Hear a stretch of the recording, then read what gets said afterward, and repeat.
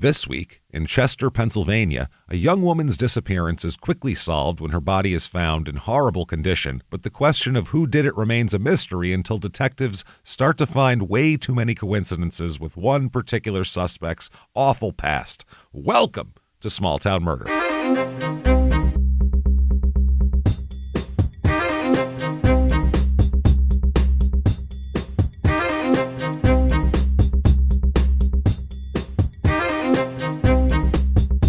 Hello, everybody, and welcome back to Small Town Murder.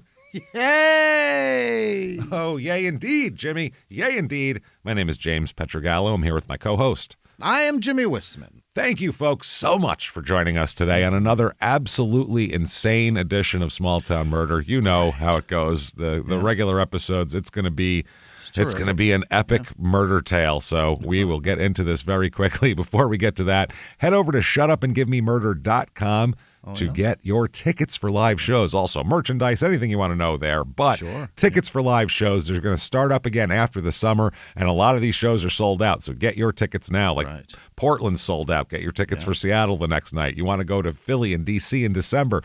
Those are selling fast and they're almost gone, so get your tickets there. I think there's a few left in Irvine. Yeah. San Diego might have a couple, but I don't think so. Maybe Grand Rapids and Madison, I think, are sold out. So do that. Get your tickets there. That is shutupandgivememurder.com. Now, you also want to listen to our other two shows for sure. Crime in Sports, which we're doing all sorts of wild stuff over there. We're going to talk about a multi-parter on the I-5 killer. So if you're interested in murder, that's a good one to do there, Randall Woodfield. And definitely listen to Your Stupid Opinions, which is where we talk about the dumbest reviews from all over the internet. Then, when you're all caught up on all of that, get yourself Patreon. Yeah. That's where all the bonus stuff is. Patreon.com/crimeinsports is where you get all the bonus material. Anybody $5 a month or above, you're going to get immediately upon subscription hundreds and hundreds of episodes of bonus stuff to binge on that you've never heard before. Then you get new ones every week, or every other week, I'm sorry. One Crime in Sports, one Small Town Murder, and you get it all. That's all it takes, $5.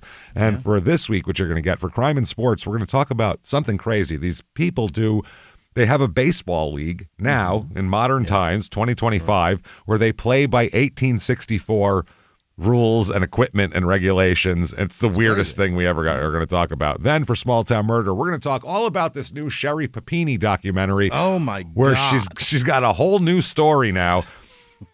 It's insane. It's one of the craziest things I've ever seen. I'm going to watch it 12 times before we record, and Jimmy said he's doing the same because I can't wait. You just got to take in the crazy like a sponge, just soak it up. It's a lot. The first run is not enough. You got to go back. No, you need more. You got to go back and go, hold on. She really is. Yeah. It's wild stuff. So patreon.com/crimeinsports, and you get a shout out at the end of the show as well. Jimmy will mess your name up. Don't you even worry about that. That said, disclaimer time. This is a comedy show. We're comedians. We're going to tell jokes here. Now, the murder story is completely real. There is nothing fake or, embellished about the murder story for comedic effect. It's insane. There's enough murders out there to find insane things that, trust me, you don't have to make anything up. And you might go, well, how does murder and comedy go together? How does that work? Real easily. There's a real easy way to do that. We don't make fun of the victims. We don't make fun of the victims' families. Why? Because we're assholes. But we're not scumbags. That's how that works. See, it's real easy. So if that sounds good to you, you're going to hear a wild story, and you're always going to hear wild stories. If you think that true crime and comedy, no matter what, should never go together, we might not be for you, but we might be for you. Maybe you should check it out and, make your own judgment on that at a later date. It's mainly just, making, you might get mad at making fun of a town, but that's silly because, who cares? We're all from somewhere easy to make fun of. That said, for the rest of you that want to have a good time and hear a crazy story, I think it's time to sit back, clear the lungs, and let's all shout. Shut up and give me murder. Let's do this, everybody. Let's go. Let's go on a trip, shall we? We are going to Pennsylvania. Now, you might say we were just in Pennsylvania like 2 months ago for an episode. Yes, we were. It doesn't matter. This is kind of a case that was in reserve, so it's a long story, but we did this case this week, and it's a great case, and it's wild stuff, and it doesn't matter that we've been in Pennsylvania. It's so crazy that we needed to go back to Pennsylvania again, put it that way. So this is in southeastern Pennsylvania. This is Chester, Pennsylvania is the name of the town. And it's about 25 minutes outside of Philly. It's a Philly kind of suburb that's kind of fallen on hard times here. It's about 2 hours and 10 minutes to New York City. And about 2 hours to Kingston Township, Pennsylvania, which was that one from a couple months ago, the serial killer's secret graveyard. Oh, boy. That was a real gross one, as a matter of fact. This is in Delaware County, which I love it when there's counties named after other states in the states that those aren't in. That always drives me crazy, and it happens, I don't know, weekly to us, right? Between this and the Friday Express episode, one of the two will have the county named after another state. Everything was everywhere else in that last one. Yeah, it was very confusing. Next, the area code here, 484. Town motto. Okay, hold on to your hats here, because I had to read this like 3 times because it made my brain hurt. What Chester makes Chester. What it makes us. Yeah. What we makes us, basically. Yeah. But when you just read that at 3 a.m. when you're stoned, it's like, what Chester makes Chester. What, man? Is that like a riddle? Like, I was really out there. And then today it was more clear, though. History of this town, a little bit. It's the oldest city in Pennsylvania. Is that right? That's saying something, because Pennsylvania is kind of one of the... Chester is one of the originals. Not even Philadelphia. It's one. Nope, it's the oldest city, founded in 1644. How about that? By Swedish people. Yeah. And that's how that went. In If it was closer to the shore, it probably would have been the capital, huh? I probably would assume so, yeah. It was in 1681, William Penn acquired the colonial settlement as a safe haven for Quakers. That's what Pennsylvania was. It was just it was like Quaker Utah, basically. Okay. What that was for Mormons was for Quakers. Except, they weren't doing like weird shit that made you run away. Yeah. That was the thing. They had to get out there because people were like chasing them with pitchforks to Utah. These people are just like, I don't know, what do you people do? Not much. Just kind of sit around, be quiet. You don't like violence and you make baskets and shit? Okay, well, do it in Pennsylvania. There's plenty of land. Do it there. Yeah, do it there. Plenty of land. So a year later, he landed on the ship Welcome. That's the name of the ship. And renamed the settlement Chester after a city in England. So, again, named after that. A lot of economic challenges. As of 2022, this town of Chester declared bankruptcy. So, is that right? Yeah, they're having problems there. Yeah. Bankrupt town. I didn't know towns can do that. Apparently it can. I don't know what the hell you couldn't pay, but you couldn't, the workers or, for services. I don't know what the hell, but bankrupt. So let's find out some reviews of this town from people who live here and see what it's all about. Here's 5 stars. Okay, keep in mind, this is perfect rating, 5 stars. Yeah. Chester is an interesting place. That's the first line. Yeah. It has its seedy sides. This is a 5-star review. Yeah, all right. Interesting and gross. seedy so far. Yeah. But the majority of the residents are decent working people. I think that's everywhere. That's the best review that they could muster for 5 stars. It's kind of crappy, but the people work hard, I suppose. Majority of people work hard, James. Otherwise it would really be a mess. So here's 3 stars. Okay, it's a little long. First city where I was almost attacked by a street gang at night by Lamokin Project in Central Avenue. Okay, my boyfriend was an ex-vet and handled the situation. We made it. What does that mean? That's really vague, right? I was like, they just left that murked shit. A bunch of people, and we're okay. They left that shit mad vague. He's an ex-vet, so he hid in a tree and sniped people, and then we got out of there. That's what it sounds like. He's an ex-vet. You know what that means. Wow. Visited my coworker on 3rd Street. We were nursing assistants. She was very nice, had 5 kids. Her house was an old row house, and there was no roof. No roof, which is really not a house at that point. No, that's just some walls and shit. That is not anything. You need a roof for something to be a house. Matter of fact, fuck the walls. Just a roof would be way better. Just something to hide from the rain and the sun. They tore down the old Sun Hotel and old Indian burial grounds. How the hell do you tear down Indian burial grounds? You don't. I don't know. Fuck away from that. How do you tear that down? Yeah, shit starts coming through your TV if you don't. Yeah. It's fucking weird. You could pave over it, but they're going to come through it. They're coming. I believe it. I believe it. 1 star. Chester is terrible. It is a terrible, dangerous wasteland of a city. Jesus. Wasteland.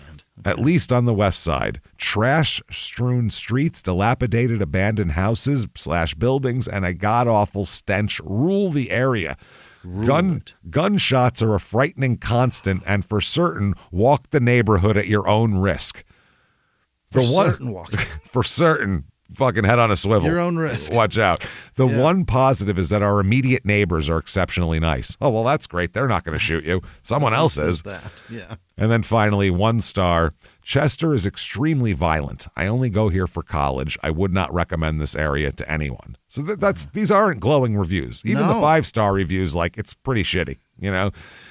Population here, 32,819. So not a big place. It's a good-sized place, but it's not tiny. It's not a big place to have tons of gun violence. It seems odd for 32,000. That's a lot. Of course, it's a burial ground. It's from the 1600s. Yeah, no shit. This is not a good place. That was from before land. That. It's fucking weird. Median age here is lower than normal. 32.5 is the median age. It's usually about 38. There is a few more men than women in this town. Family here, it's about 20% married. It's 50-50 in the rest of the country. Yeah. So that's low. It's also a lot of younger people here. Mm-hmm. But single with children, normally 10% is normal. Yeah. Single with children is 42% here. God damn. So that's a lot. Race in this town, 16% white, 68.7% black, 0.8% Asian, 0.2% Native American, which we normally don't find in the East Coast there. 11.9% Hispanic. Unemployment rate here is super high too, and this has been ongoing since the 60s, the unemployment rate. There is not a lot of work in this area. Decent jobs, 14%, which is more than double the national average. Median household income here is about half the national average too, $35,751. That's household income. Even if you're got a job. Even if you have a job, there's no money. That's what I mean. Cost of living, 100 is average. Here it is 106. So it's not even that cheap. It's not even affordable. Except for the median home cost. That is cheap. Median home cost here, $92,000. This close to Philly? That close to Philly, 2 hours from New York City. Oh my God. 92 grand. That's insane. Wow. Rest of the country, 338,000. So a little bit off on that. So if we've convinced you, damn it, you are ready. Your head's on a swivel. You're vested up. You look like Tupac shooting a video right now. You got your vest on. You're packing something. Garlic around your neck or some shit. But you never know. Vampires are a constant threat. We have for you the Chester, Pennsylvania Real Estate Report.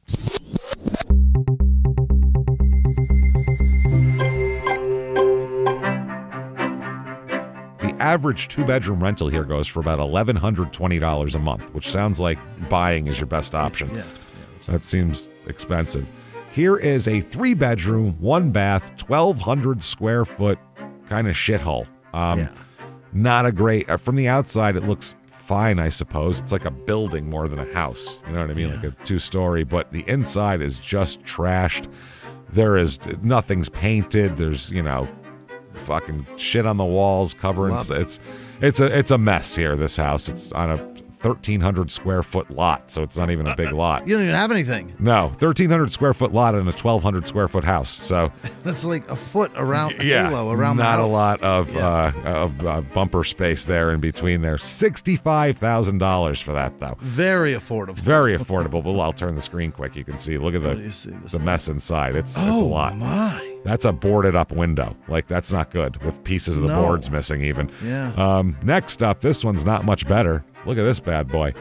Oh, what? That is like an old taco shop. It looks like you could get like an oil change there or something. What is looks that? like a bay door. It's a mess though. There's no windows. There's no anything. It's just an old brick structure that may or may not have sold tacos or mufflers in the last 50 years. 6-bedroom, 2-bath. 3,400 square foot. God dang. But I mean, it's a mess. There's not even I don't even know 6-bedroom. It doesn't even look like rooms. It looks like there's the a walls lift are missing. and a deep fryer. Both. Yeah, next to each other, which is a strange thing to do. You can, you can fix somebody's lube and fucking make them rolled tacos at the same time. 93 grand for this. Wow. 93 grand. And they just cut it $7,000, by the way. It was $100,000. So nobody wants this. No, and the last one, the $65,000 one, just got cut $15,000. James, we could buy half of this town on At credit. least a giant house. At least if you got decent credit, you could buy half the town. And then finally, 4-bedroom, 2-bath, 1,608 square feet. It's definitely, as you can see, the nicest looking house of the group. It's got a little yard. Okay. It's got a little yard here. Not a huge lot or anything, but it's decent on the inside. You know, not terrible. Put it that way. Livable. $323,000. Not bad. So that's where it is, though. If it's a livable house, it's going to be the normal price of a normal area. But if it's a shithole, you can get it real cheap. If you're willing to do some work, yeah, you can do it. Things to do here. Okay, let's find out what these people are up to. The Turk's Head Music Festival in Westchester. Not Westchester like New York, Westchester. A day-long celebration of local music, crafts, and great food. Shit. Oh, yeah. They have approximately 70 artists. They have, and vendor booths and all this type of shit. Okay. Throughout the day, 2 stages will feature 7 local bands. Oh, my God. 7 locals? Kill me now. 7. Oh, my. 7 bands worth of bad cover songs or bad originals. Either one. Or the same cover shit over and over again. 7 people singing shit you've never heard or something you've always heard. Or Jimmy Buffett over and over again. Yeah. One of the two. Yeah, you're sick of hearing it. Bands include the Joe Kenny Band. Yeah. Get after it, Joe. Cordelia Blue. Yeah. Sounds like a defensive lineman, doesn't it? Yeah. Cordelia Blue familiar. out of Ole Miss. Yeah. He got drafted last year in the second round. That might be why it sounds familiar. The Stone Throwers. No. I don't know who that is. Untethered. Okay. Wild Bill and the Bruisers. I like him already. I was going to say, that's something there. Those sound like old men. Sounds like your headliner, to be honest. No, it's not. I believe I saw the picture, and this is a weird-looking band, if I'm thinking of the same band. This is like one guy who looks like an older guy who wears, like, suspenders and shit. Mm-hmm. And then another guy who's kind of chubby, and then another guy who looks like too young and slightly too good looking to hang out with the other two. It's a really weird looking band. I don't know what's going on. It's strange. Handsome guy with no self-awareness. I like that. Yeah, he's just hanging out with a couple of old dorks dressed up dorky, singing old dorky songs. Then the Dead Friends will be there. Okay. That sounds fun. And then the Blues Reincarnation Project. I think that's your headliner there. Yeah. So at least they tell you what's going on. Yeah, it's a bummer. Belushi died, and they're still mad about it. And they're still upset. The Blues Reincarnation Project. Special appearance by Dan Aykroyd, annoying you for some reason. That was a weird thing, man. In like the 70s, after the Blues Brothers, like all these fucking white famous actors wanting to be blues singers. Kevin Bacon and fucking Bruce Willis had a fucking blues album. All these people. My God. So that's probably the only thing he remembers. He's all sick at this point. He probably remembers, I made a terrible album in like 86. It was so bad. Why'd I do that? I want to forget just that and nothing else. Just that and nothing else. And all I remember is that. Drop that, keep Die Hard. How about that? So crime rate of this town, what we are interested in here, property crime is only slightly above the national average, not too much higher than the national average. Violent crime, though, murder, rape, robbery, and, of course, assault, the Mount Rushmore of crime, is about 3.5 times the national average. My God. That is, so those reviews were not bullshitting. That's one of the higher. They don't fuck with petty crime around here. That's what I mean. They won't steal your shit. They'll just kill you and leave you with a wallet in your pocket. This is crazy. It's a crazy town. We haven't heard much of that before. That's one of the highest rates we've ever heard in 600 episodes on this show. So that said, let's talk about some murder, damn it. Let's do this. Let's start out by talking about a young lady here, okay? A very cool, kind of badass young lady. Amy, and it's A-I-M-E-E. Oh. This is Amy. They all call her AIM, I guess. That's a nickname. Yeah. Amy Ellen Willard. L-L-A-R-D. Willard. Yeah. She's born June 8th, 1974. Amy is. Yeah. And she's the youngest of 3 kids. And she, good family too, kind of a very, she comes from like this is like the typical, like real good blue collar stock. You know what I mean? Sure. Her mom's a nurse. Her dad's a police officer. You know what I mean? It's like, you can't get more like much more public servant than that. We got steady jobs. Damn it. Yeah. We have insurance. Like, you know, and we get good deals on prescriptions. We're not going to live in a mansion, but God damn it, those 2 7-year-old cars are paid off in that driveway. You son of a bitch. Like that's We got antibiotics that aren't expired in the medicine cabinet. It's pretty cool. Yeah, we don't just get them from like our friends when they forgot to take all of them, like I used to do. Remember when you gave me your old antibiotics when I was sick before I had health insurance? I was like, awesome, sweet. So I was just taking. Take them before all they do is give you diarrhea. I was taking them because Jimmy wasn't responsible enough to take his whole prescription. Lucky for me, so I got to not die of whatever I had at the time. So that was really good. I skipped a few of these and got healthy before they ran out. That was good stuff. So he gave them to me. I got to benefit from that. So these guys don't have to do that, though, I feel like. So good shit here. Gail is her mom, Gail Willard, and then her dad is Paul Willard. He is a police officer in Chester, and her mom is a nurse at Riddle Memorial Hospital in Lima, Pennsylvania.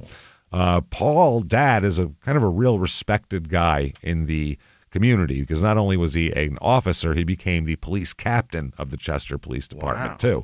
So very, higher up in the local police department. For a small town, that's a big wig. You know what I mean? That's a high roller.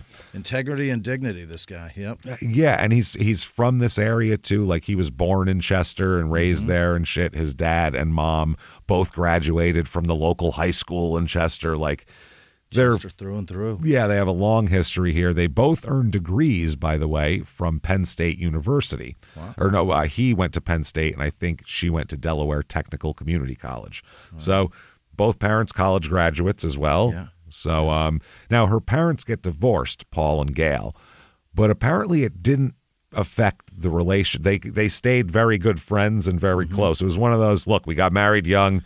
Yeah. Neither of us want this. Let's not fuck the kids up type of thing. Yeah. You know what I mean? Let's try to get along here. So they did, and they lived close to each other. The kids saw both parents all the time, and they and didn't talk bad about each other or anything. So that's a good thing. Very responsible. Yeah, Amy had a nice family, basically. And Amy, she just does her shit. She's a really good athlete, several sports, and she has a lot of confidence, and just one of these kids that's just, raring to go.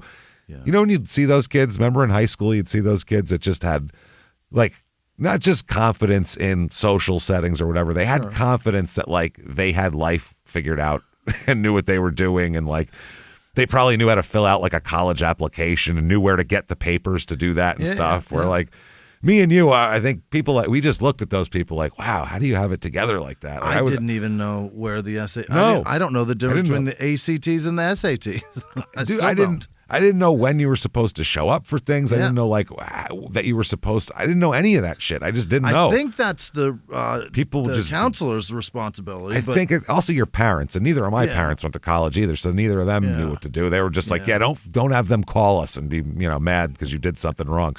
Don't get me arrested for not showing up, you dick. That was it. That's all it was. That was my dad's main rule. I don't want anybody calling me for any reason. Don't have grades bad enough. Not the school, but also not the cops. Nobody. Neither of those. Just nobody calling me. If I'm home and I'm sitting here, I don't want to be bothered with whatever you did wrong at another time. About you. That was all it was. As long as there's no calls, I'm fine. I'm not in trouble, which is good. So she, though, was one of these kids that you'd look at and just be like, man, how do they do that? You know what I mean? Like, they just know how to do stuff. And I was always impressed with those kids. I don't know. She was a star lacrosse and soccer player at Notre Dame de Namur, which is an all-girls private high school in Villanova, Pennsylvania. So good parents. They're sending this kid to, like, a really good school, and it's like, college prep school, and she's getting all these scholarship offers for her athletics. The name of the school is in another language, for Christ's sake. Yeah, it sounds fancy. I don't even know the name of your school. Yeah, if my friend told me they were going there, I'd be like, whoa, that sounds like we can't afford that. That doesn't sound good at all. Like, that sounds tough. Feels like it's probably more advanced than my public education. That's the other thing. I don't know if I can hang there. So her friends recalled her as very, very competitive and also very kind, competitive in sports, but kind in personal, things. One said equally important were lessons to us off the field. She was genuine and loyal and the best listener you could want when you had a problem. So that's kind of who she is. A kid that's really got her shit together. in her teenage years, which, again, blows my mind. Don't know how the hell they can do that. I was nowhere near having anything together till I was at least 30. Exactly. And still, that's precarious as shit, really. 40 is really where it was like, oh, I think I understand some stuff now. 30, I had my second kid, and I was like, oh, no, I can't me do too. I'm supposed to do this by now? Me too. Yeah, I feel like I should know more having 2 kids now. I feel like I should have a lot more together that I don't have. Yeah. So her athletic accomplishments and good grades and everything else, and just being a hell of a young lady here, gets her a scholarship to play lacrosse and soccer at George Mason University. That's good, right? Mason? Yeah, it's a Division I school. They're in the tournament sometimes in basketball. This is down in Fairfax, Virginia. Okay. Full ride. I mean, wow, that's awesome. Again, mind-blowing. 4 years. Mind-blowing, so she plays both in college at George Mason, but lacrosse is where she really excels. Sure. Really good. By her junior year, she led the Colonial Athletic Association in scoring and assists. Wow. So she's leading the whole division in scoring and assists, and she was named one of the top 25 female lacrosse players in the United States by Lacrosse Monthly or whatever the fuck publication. Somebody that looked after that shit. Young Ladies Lacrosse Monthly. That's a quarterly. They sell a lot of big circulation there on that one. Yeah. So she set school records leading the CAA, Colonial Athletic Association, in scoring with 50 goals and 29 assists in 1996. We don't have a lot of small-town murder people who have sports stats to read off. That's weird. No. She's also named to the all-conference team in both soccer and lacrosse, and earned all regional All-American honors in lacrosse as well. So she's pretty awesome, basically. No doubt. So she's breaking school records for scoring, doing awesome. She's majoring in physical education and wanted to become a high school coach. That's what she wanted to do. She wanted to be a teacher and a high school lacrosse coach, which for someone like her, she could do. That's really nice that she wants to do that. That shows she's public kind. Servant shit again. She could make a lot more. And that's also her parents are cop and a nurse. And so that kind of runs in the family probably of, what you do is more important than making $1 million a year or whatever the fuck. You know what I mean? It's a pretty cool gig, too, to go to school for something that you love to do. And you're getting an education for free and having fun while doing it. And then when you get out, you get to show other people the fun that you had. And if you're a kid who was in sports and you had a coach that helped you a lot and inspired you, then maybe you'd want to go back and do that, too, for somebody else. And, kind of. And loves this thing. Like that. Our football coach, I don't feel like loved football. No. None of our coaches loved anything. They hated their lives. He probably loved football, just not this team. Any other team but this one.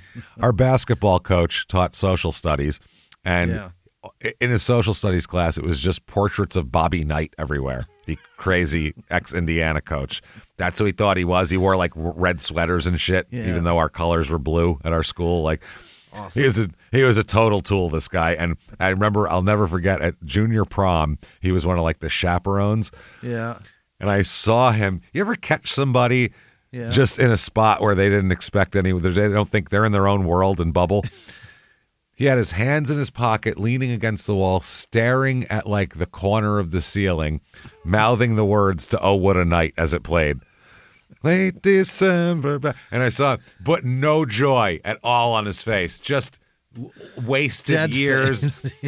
It was watching a 48-year-old man just completely realize he's done his life totally wrong and he hates himself for it. And I remember seeing that, and it gave me such strength to be like, fuck that guy. I don't know what it was, but I don't know what. Watching his pain gave me strength. I don't know why. You hate him.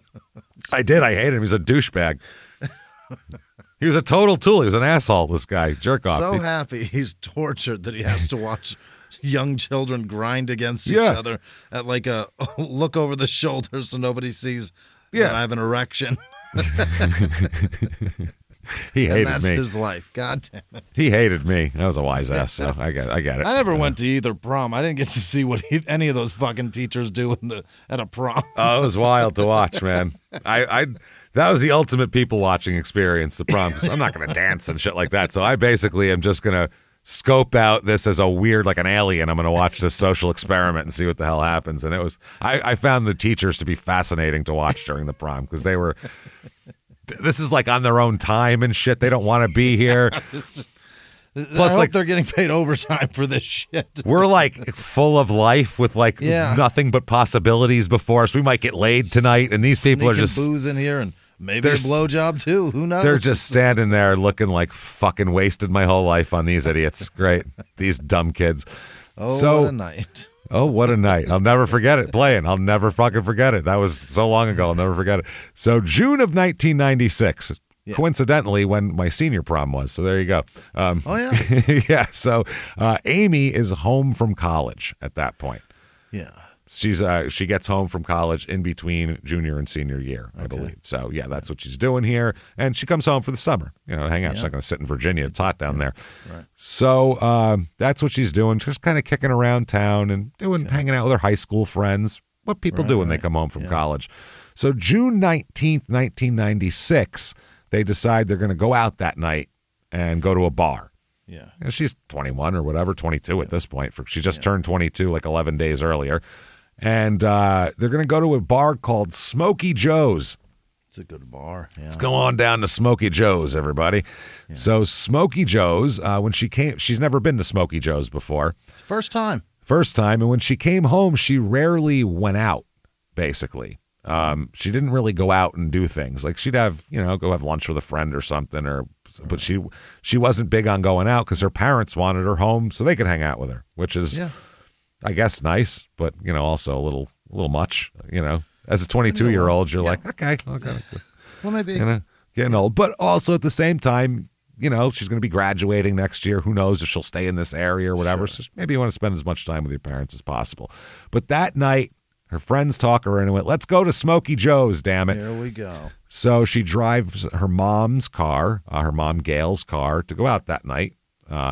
And by the way, Smoky Joe's, let me read you a review of Smoky Joe's real quick. I'd love to hear it, yeah. This is 1 star. 1 star. It's next to Penn. It has alcohol. Those are the only two reasons I can think of that you should ever want to enter this place. If you don't live in the area, it's not worth making the trek out here. It's also expensive and dark inside, and the pictures are watered down. So there's a pictures of beer? Pitchers of beer are watered down. They're college kids probably. So, take this $4 pitcher, you dummy. Yeah. There you go. And it's Penn, too, so they're real smart kids. So you're like, fuck you with your Ivy League education. Here's your pitcher of beer, asshole. This tastes like somebody added San Pellegrino to it. Yeah, a little bit. It's a little more bubbly than normal. So the owner responds, yes, we are next to Penn. Yes, we are. We have alcohol. No, you don't get to affectionately call us Smokes. What?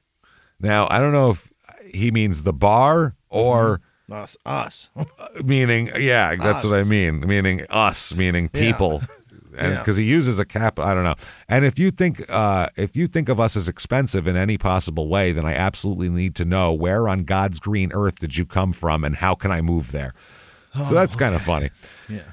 So at 10:30 p.m., that's when they get to Smoky Joe's. They're going to hang out. Smoky Joe's bar. It's in Wayne, Pennsylvania. And, not too far. She lives in Brookhaven, so it's not too far from there even. At about 1:40 a.m.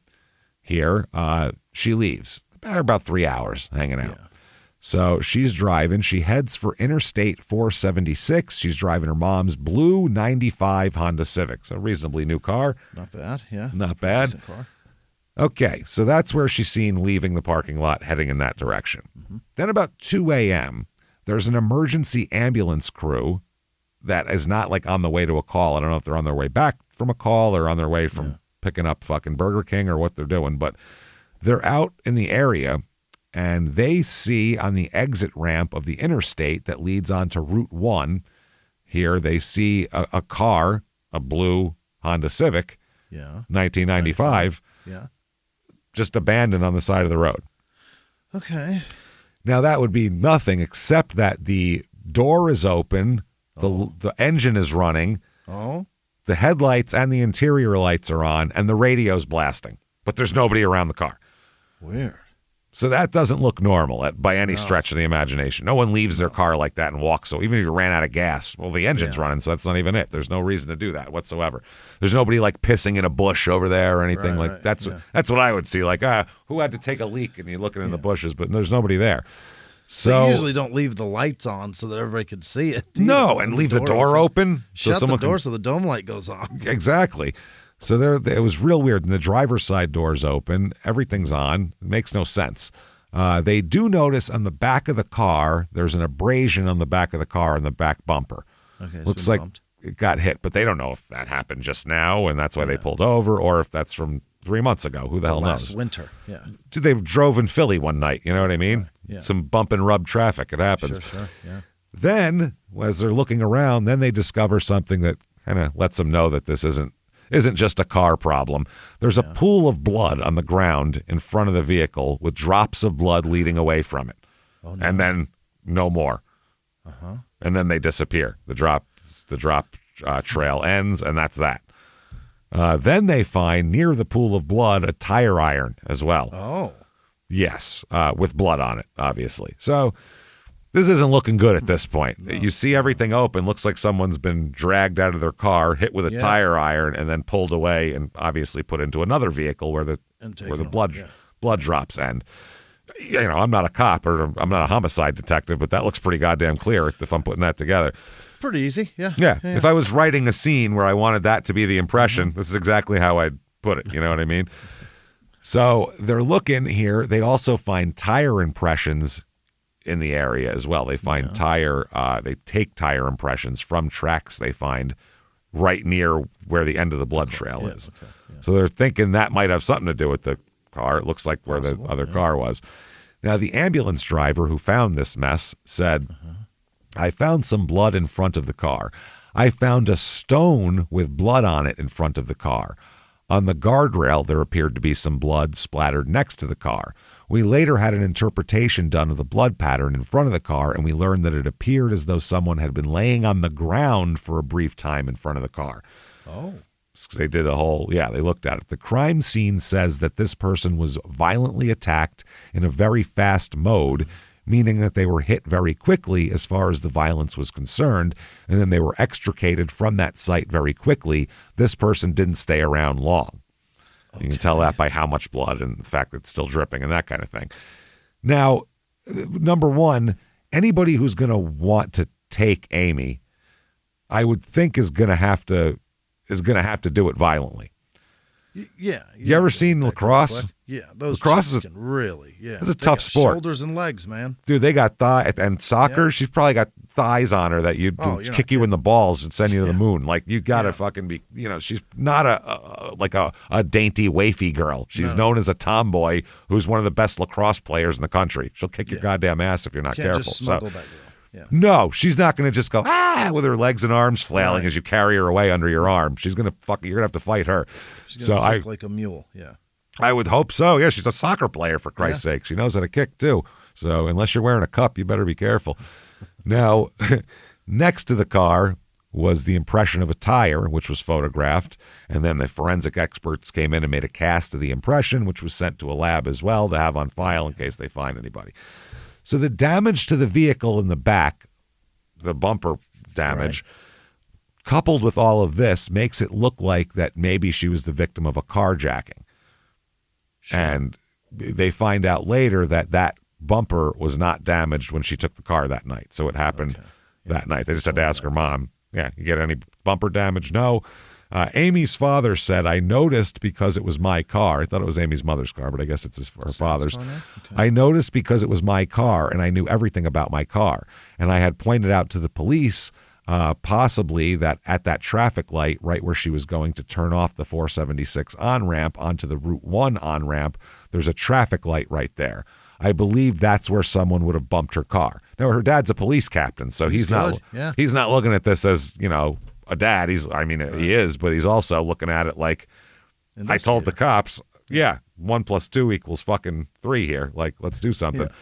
So that's what he thinks. He thinks she was at the light. Somebody bumped her car, causing her to get out of the car to look at the damage. And then they came up and, clocked her on the head with some, take her away. So now the Next morning, here, about a half mile from where Amy's car was found, police find some other things here. What do they got? They find a pair of underwear and a pair of sneakers. Oh, I don't like that. That are Amy's size. Yeah. It's a pair of women's underwear with a pad in it. So, okay, yeah, which I guess would be good because you can tell there's going to be DNA there. You know what I mean? Right, you know exactly who they belong to.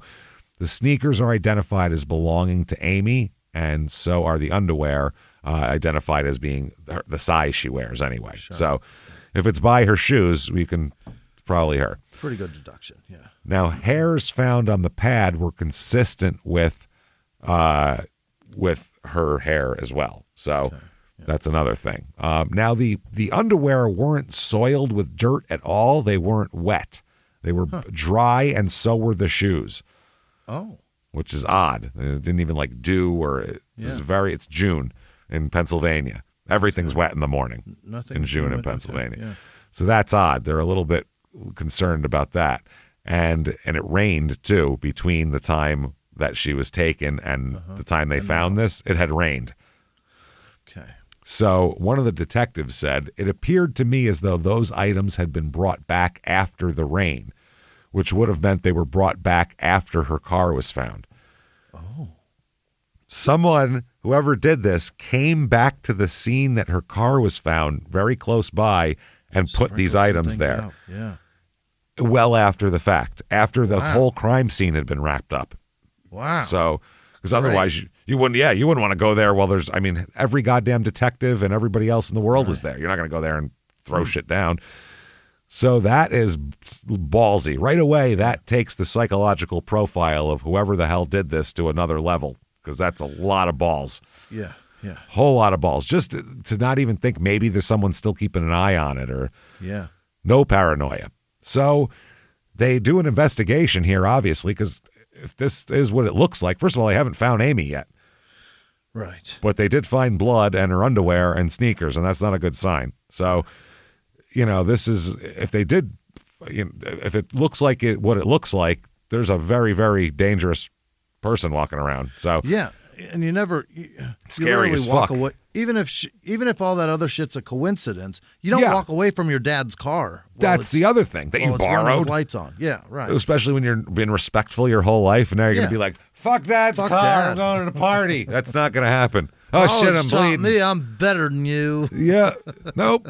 That's not what happened, right? It's crazy. So it's not way out of character for Amy. She's not doing that. So the detectives screen video surveillance tapes from stores and bank ATMs near Smokey Joe's bar to try to see if they pick anything up. And this is 96, so there's security cameras at businesses and things, but this isn't just cameras everywhere. Yeah.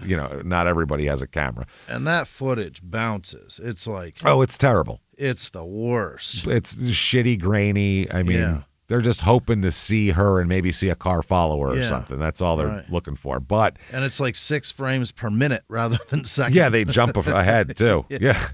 So they find though that none of the film footage has Amy anywhere on it. So she didn't stop at any ATMs or stores near the bar that evening.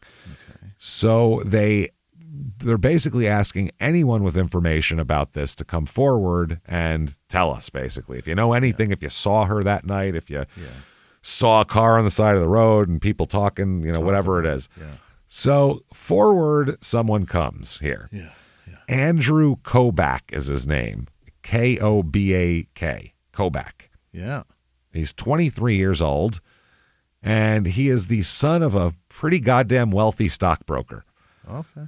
He's a pretty upper crusty kind of a rich kid here. Son of a broker. Son of a broker, lives in a big old house with a circular driveway and all that shit. Real fancy guy. He graduated from Harriton High School, then went to work for a tow truck company. Yeah. That tells me, rather than be a success, I've decided to wait Dad out. That's what that is. He'll die someday. and then I'll move into that house and I'll just have what he has and not work for tow trucks anymore. I've seen people do this. People who come Dad from did great for the both of us. Yep. I've seen people do this, man. Like come from affluent families, and I'm like, you're waiting your dad out, aren't you? Generational wealth is just his and mine. That's it. Eventually, I'll get it. I'll run through it. Yep. And this is the type of guy, too, like his dad will die and he'll find out that he left it all to like charity or something, and then he'll blow his fucking brains out. Yeah. Some and crazy the housekeeper shit. gets the dog. This is for the housekeeper to take care of my 3 cats. That's what this is for. That's fucked up. So Andrew Michael Kobach comes forward, and the cops know this guy, by the way. Yeah. They've known him a little bit here. Years earlier, he was accused of impersonating a police officer. Oh, Kobach. The cops say that he would turn a siren on, instruct the driver to pull over, and you do it at night, so people just see a siren and they pull over. And then he would show them a badge, and he would say, "Do you know why I pulled you over, ma'am?" Because inevitably it was always a woman, never a man he pulled over. Yeah. And he'd say, "There's a stop sign back there. You went right through it." He'd do this. He did this several times. This was his MO here. Wow. So somebody was suspicious. One of these motorists he pulled over, one of these ladies, and turned him in. Good. And saw his car drive away, got his license plate, all that. But he was never charged for some reason. So what does he do? What's the point? I don't know if he's trying to meet women this way. Yeah. Or if this is to get the balls up to try to, because this is a thing that a serial killer would do. So they don't know if it's the beginning steps of getting the balls up to actually abduct somebody from this situation. Or assault somebody in some way. Yeah. In some way, they don't know. So, but he was never charged with anything, which is very odd. He's not given tickets or anything. He's just... No. He's just telling him you ran through that stop sign. We give you a warning there. All right, it's just to have control over a woman, it seems like to me. Like that's psychologically, I would imagine. I'm not a fucking, obviously a psychiatrist, but so so the cops knowing that about him and seeing him come forward, they're like, we don't like that, because that's sort of probably what happened to her. Yeah. Somebody got her to pull over, and maybe he just, rather than the siren, that draws a lot of attention. Maybe he decided to do a little bump, and that'll get him out of the car the same way. So he comes forward and said he'd been driving on Route 476 on the night Amy disappeared, and he said he saw something suspicious in the vicinity of her car as well. Okay. So they went, "You are 100% a suspect right now in this fucking, obviously. If you're inserting yourself into this investigation, knowing your past, you are right on our radar, right up front here." So they said the first reason is his criminal history, obviously. Then he also, not only that, he just kind of the nature of how he did that was creepy and suspect. And also he just seems a little bit too fucking interested. That's the other thing. Yeah, he's too... This isn't a good friend of Amy's or somebody that'd be like, I'm going to help find her. This is what criminals do a lot of times. I mean, they insert themselves into the investigation because they want to know where it stands and all that kind of shit. So this is a very weird, unforced error that a lot of murderers do, is to insert themselves. They look less guilty if they're helping search for the body and whatever the fuck their plan is. I don't know. So they said they described his interest as an overzealous interest in the case, including, they said, he showed up to the crime scene shortly after her car was found as well. Oh. And then came forward the next day to talk to them too. You were there last night. But then later on, he'll deny that he was ever at the crime scene, even though there's police notes of this guy showed up and said this at the time. So that's interesting. And it was also discovered that the tow truck company he worked for was 3 blocks from something we'll find later on here. So he knows this area. He knows all of the areas. The one he was in the area the car was found, and then he's in another area that is very interesting to this investigation. So, and that is June 20th, 1996. So the next day, that day later, they found her. They found the car at 2 a.m. So later on that day, about 5 p.m. Okay. They figure out that about 3 blocks from where the tow truck company is near in a vacant, trash-strewn lot at 16th Street and Indiana Avenue. Here, I'll let a kid describe it. A kid was there playing. Boy. Picturing Goodfellas when they're all playing by the under the bridge there. They're playing stickball and they find fucking they find fucking Johnny Roast Beef and his wife in the Cadillac, and Layla starts to play. Yeah, the second fucking verse of Layla. Yeah. Dun, dun, dun, dun, dun. Well, this kid said, quote, "I sniffed and smelled something. Then I saw it and I ran." Yeah. It is Amy's body that they find. No. She is naked, face down, with 2 plastic bags covering her head. Yeah. This is a horrifying way for this. This is terrible. This is ridiculous. Yeah. This is a nice girl. She doesn't deserve to be dumped in a fucking lot like that. That's awful. Yeah. Jesus Christ. Dump someone in a fucking river at least. At least there's something to that. Yeah. This is just awful. A barrier in between eyes and all the other senses. Yeah, I'm sure there's some cultures that used to throw their dead in the river as some sort of sign of respect. It's something, but nobody said, "Let's leave grandma in this trash-strewn lot with her ass out." You know what I mean? With a bag over her head. That's just disrespectful. Yeah, the burial at sea was done for a reason. Exactly. So one of a homicide detective here with the Philadelphia Police Department, Jeff Peary, he described what he found here. This is from his report. So this is pretty graphic here. Quote, "The body has numerous bruises and abrasions all over the body." You didn't need to say body twice, but that's fine. Yeah. "There are severe head wounds to the front of the head, and the right nostril is sliced open." Yikes. Why? It's just torture. Yeah. It's awful.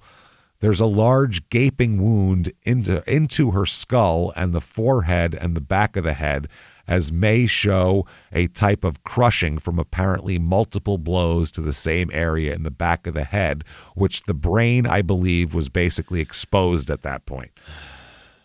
Beat her fucking skull open, literally. Just beat her with something. They don't know. Yeah. So she had a pattern of burning type markings on her right flank and under her right arm from some type of element that was hot that would cause burning of the skin. Some sort of like a brand almost, but not a brand, no letters or anything, but just a hot poker. Like a hot plate almost, because it's a big area. There, we'll talk about it because they figure out what that is. "There were bruises and abrasions which appear to be defense wounds on the inside of the right arm and on the right wrist. There were drag marks on her back and on her shoulders. I think the inside of her lip was split. There were 3 or 4 definite aligned bruised abrasions across the lower part of her spine, as if she was being dragged down something on a hard surface, over several steps or off something hard and onto something hard." Yeah. So down steps, concrete steps or curbs even could be. She had on her right, I believe it was her right side, her buttocks area between the waist and the upper part of the lower part of the hip in a 6-inch square, 2 large, long drag mark cuts from some type of object she was dragged over. They were almost square and rectangular, just surgically implanted, but they were basically dragged over something that was a patterned object that tore the skin from her. There was a cut over her right eye. Again, the forehead, there were 2 severe cuts that penetrated the skull. And that's not all the physical horrors that were inflicted upon her as well here. The medical examiner decides the victim's injuries included multiple blunt force injuries to the head, brain, and face, an abraded contusion on her left shoulder and upper chest, a rectangular-shaped contusion beneath her left breast, a patterned angular thermal injury, meaning a burn, resembling a flower petal on her right lower chest and upper abdomen. Numerous fractures in her neck. Think about this, man. She's been killed 4 fucking times over. Yeah. Bruises on her left and right thighs, and defensive wounds on her left and right forearms. There was intact degenerate sperm. I don't know what that means medically, but whoever did this is certainly a fucking degenerate, putting degenerate sperm in people. Yeah, that's one thing I would say. Look at you, even just Found him gambling on horses. Yeah, just sitting outside flipping a nickel, eating a toothpick, gambling on dogs, gambling on the long shot. That's a degenerate. Gambling on greyhounds. At the long shot dog over at the Downs there. That's not good. Okay, so there was intact degenerate sperm found in the vaginal cavity. In addition, this is just horrifying. Yeah.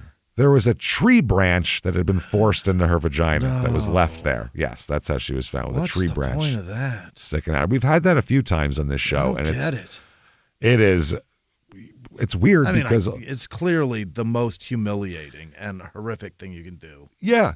Well, just from books I've read, this is odd because just from books I've read, usually when this is done, there's usually a guy who can't sexually perform and can't rape like he wants to. Yeah. So he does this out of anger, and then maybe will can jerk off afterwards on them or something. Wow. That they'll find sperm on them. But to find sperm in her and then have him do is a very fucking weird and very shows the level of anger and violence I think that furious is going on here toward women, at least this woman. You know what I mean? There was no blood surrounding or beneath the body or leading up to or away from the body. So she wasn't killed here by far. Yeah. Well dead. No bleeding. It stopped everything, indicating she was not killed on the site, but rather had been killed elsewhere, then moved. So less than 24 hours. Now, one of the things where she's identified very quickly, because they obviously think it's her, but she has a Nike logo tattooed on her ankle, and that was one of the things that her parents said, Nike logo tattooed on ankle. So that very 96, very 96, just do it is her whole thing in life, and I could see her being like, yeah, man, just do it, Yeah, it just seemed like her attitude, spirit type of deal. A lot of people that had one.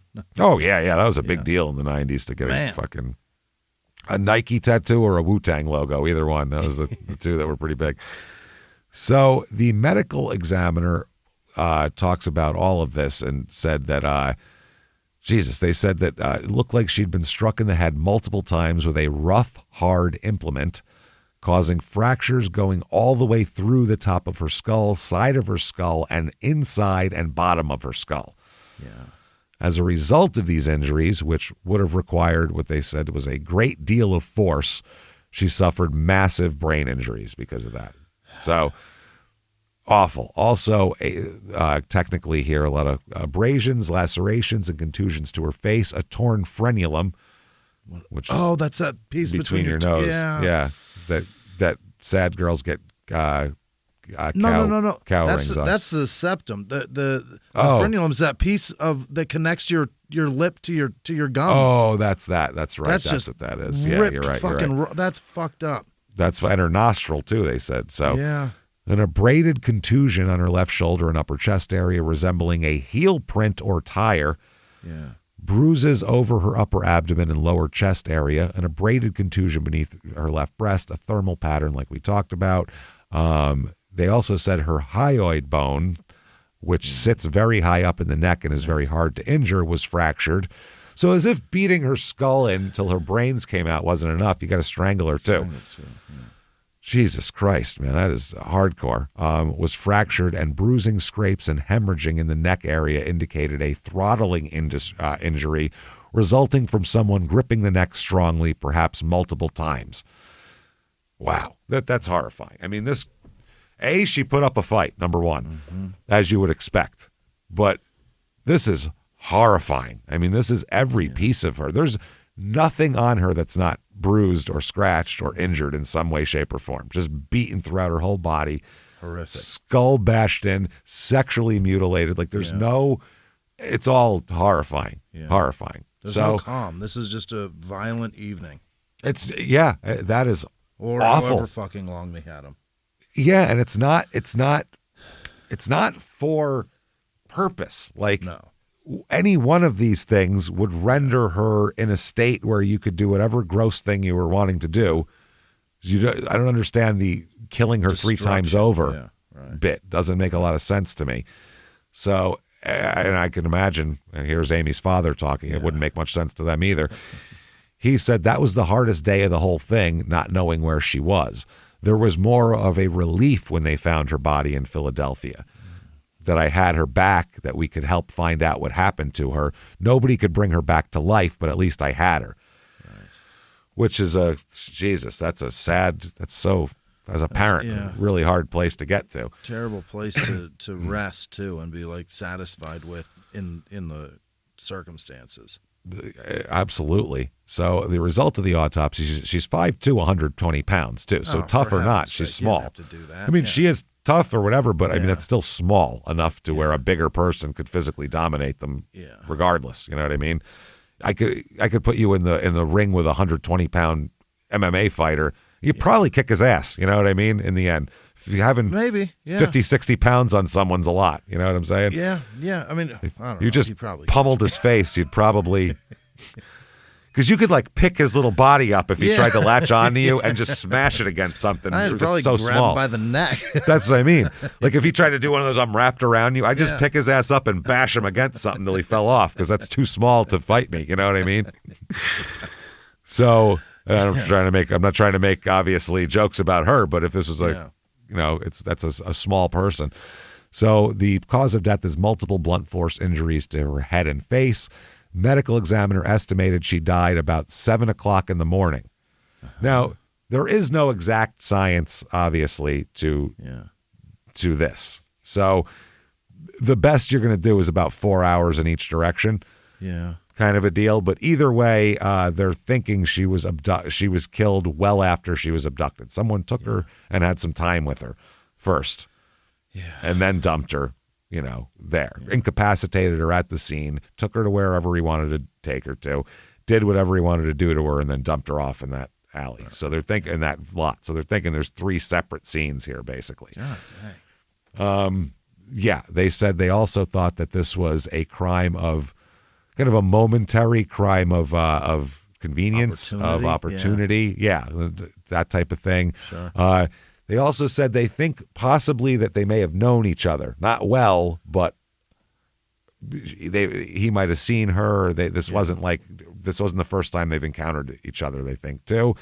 They don't know. They think, well, that was the first thing. It's like, is this a momentary thing or did somebody stalk her? We don't know. It's fucked up to want to do anything like that after you've already injured her enough to make make a person bleed. And then from there, you do other things. That's crazy. Because it seems like the first bashing of the skull in was the first thing that happened at the car. Because that's where a big pool of blood is. Right. And that would incapacitate her to be able to take her other places. And then do anything else? That's fucked up, man. Yeah. And it seems like the strangling is maybe because she wasn't dying fast enough from whatever else he was doing. I don't know. So, and the other thing that's the real mystery here is the burn pattern. She's got a weird burn pattern on her upper body, and they can't figure it out. They can't connect it to anything. It's a pattern, so it's obviously you match it with whatever did it, but they don't know what did that. And they can't figure it out, which is really difficult here to do. They're going to end up figuring it out, though. It's pretty crazy. So they also complete their analysis of the tire impressions at the scene, too, and we'll find out about that. Now, this is how popular her family is and how popular she is and what a big deal this is in this area. Her funeral was attended by 4,000 people. God dang. 4,000. That's so many fucking people. Yeah. Like, we've done a show for 2,100 people. Yeah. That seemed like so many people. Imagine double that because you died. Right. That's amazing to me. Incredible. It's a lot of people to care. That's wild. Her college lacrosse team wore their uniforms and formed an honor guard with their lacrosse sticks as her casket was carried down the church steps. I mean, and terribly sad. Jesus Christ, this girl had her whole life, her whole future ahead of her. I mean, she was going to her senior year. She was going to be, the world is her oyster, man. So back to Andrew Kobach, the guy who came forward and said, hi, I want to tell you some stuff. And then they found out that, so he came forward and said, hi. Yeah. I want to tell you some stuff. Then they found out that, so he was at the scene where where the car was, and then they found out his tow yard is 3 blocks from where the body's found. Oh, boy. So they're very interested in him. So now right away, they say him going back to the scene is characteristic of people who commit crimes sometimes, so they didn't like that. And the return to the vicinity of it, maybe to get a feel of what's going on. So they search his vehicle and home, okay? In his vehicle, number one, he has Firestone 440 13-inch tires, often found on small compact cars, very common tire. Yeah. His car does not have those tires. That's the tire they're looking for. Okay. So his tire does not have that tire pattern. 13-inch tires. 13-inch, yeah, 440 13-inch for a little tiny car. That's what you get. Or Dayton's. Or Dayton's, one of the two.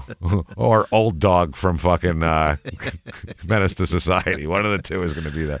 Looking for a guy in a Lincoln. Yeah. On 13. We're looking for a guy in a Fox Body Mustang is what we're looking for here.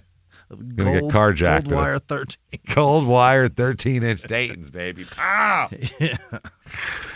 Yeah. So a search of his vehicle and home uncovered some weird shit, including police-related paraphernalia, right, handcuffs, and a flashlight. You son of a bitch. That's not good at all. But his tires don't match. Broker. Yeah. So he agrees to the search of his car. They found the handcuffs in the glove compartment and a 5-cell flashlight, which is the big cop flashlight, Right. the big The beat you with it, Mag-Light. mag light. They also noticed the interior of the car was unkempt except for the rearmost cargo area, which appeared to have just been cleaned. Oh. None of this is good for him, looking back. No. In the middle of the search, because it was a consent, they didn't have a warrant. They came to him and he gave consent. Sure. In the middle of him finding this shit, he pulled his consent. He stopped the search in the middle of it and too many said, clues. no more, and he just stopped cooperating from then on. Right. Again, not I great. look guilty. I thought that was going to make me look not guilty, but wrong. Yep, it looks real guilty. So they search his home and found nothing when they get a warrant for that. So they finally collect blood from him, and they're like, let's find out for sure here. Yeah. They get a DNA sample, compare it with the crime scene. Remember, there's sperm and everything else at the crime scene. There's semen there. DNA, and the cops are like, well, when this comes back positive, they got like Andrew stenciled in some cuffs that they're going to go arrest this motherfucker because they really want this guy. Whoever did this, they really want them bad for this. And everybody does. It's not just the cops, the parents, everybody. This is fucked up to kill someone like that. It's just wrong. Turns out, not a match. Is that right? Not a match. He's not. The cops were like, get the fuck out. Fuck? Let's do that. Run that again. Still not a match. Holy shit. They thought they had their guy dead to rights. Now the tire track's not matching, but they're like, he could have had another car. Who knows? It all fits too perfectly. Yeah, but His tow yard being right by where the body is, him showing up at the crime scene, him coming it's gotta forward be with his everything. Yeah. It's not his anything, they find out. They have no car to connect him to it, and it's not his DNA at the scene, period. So now what do we do?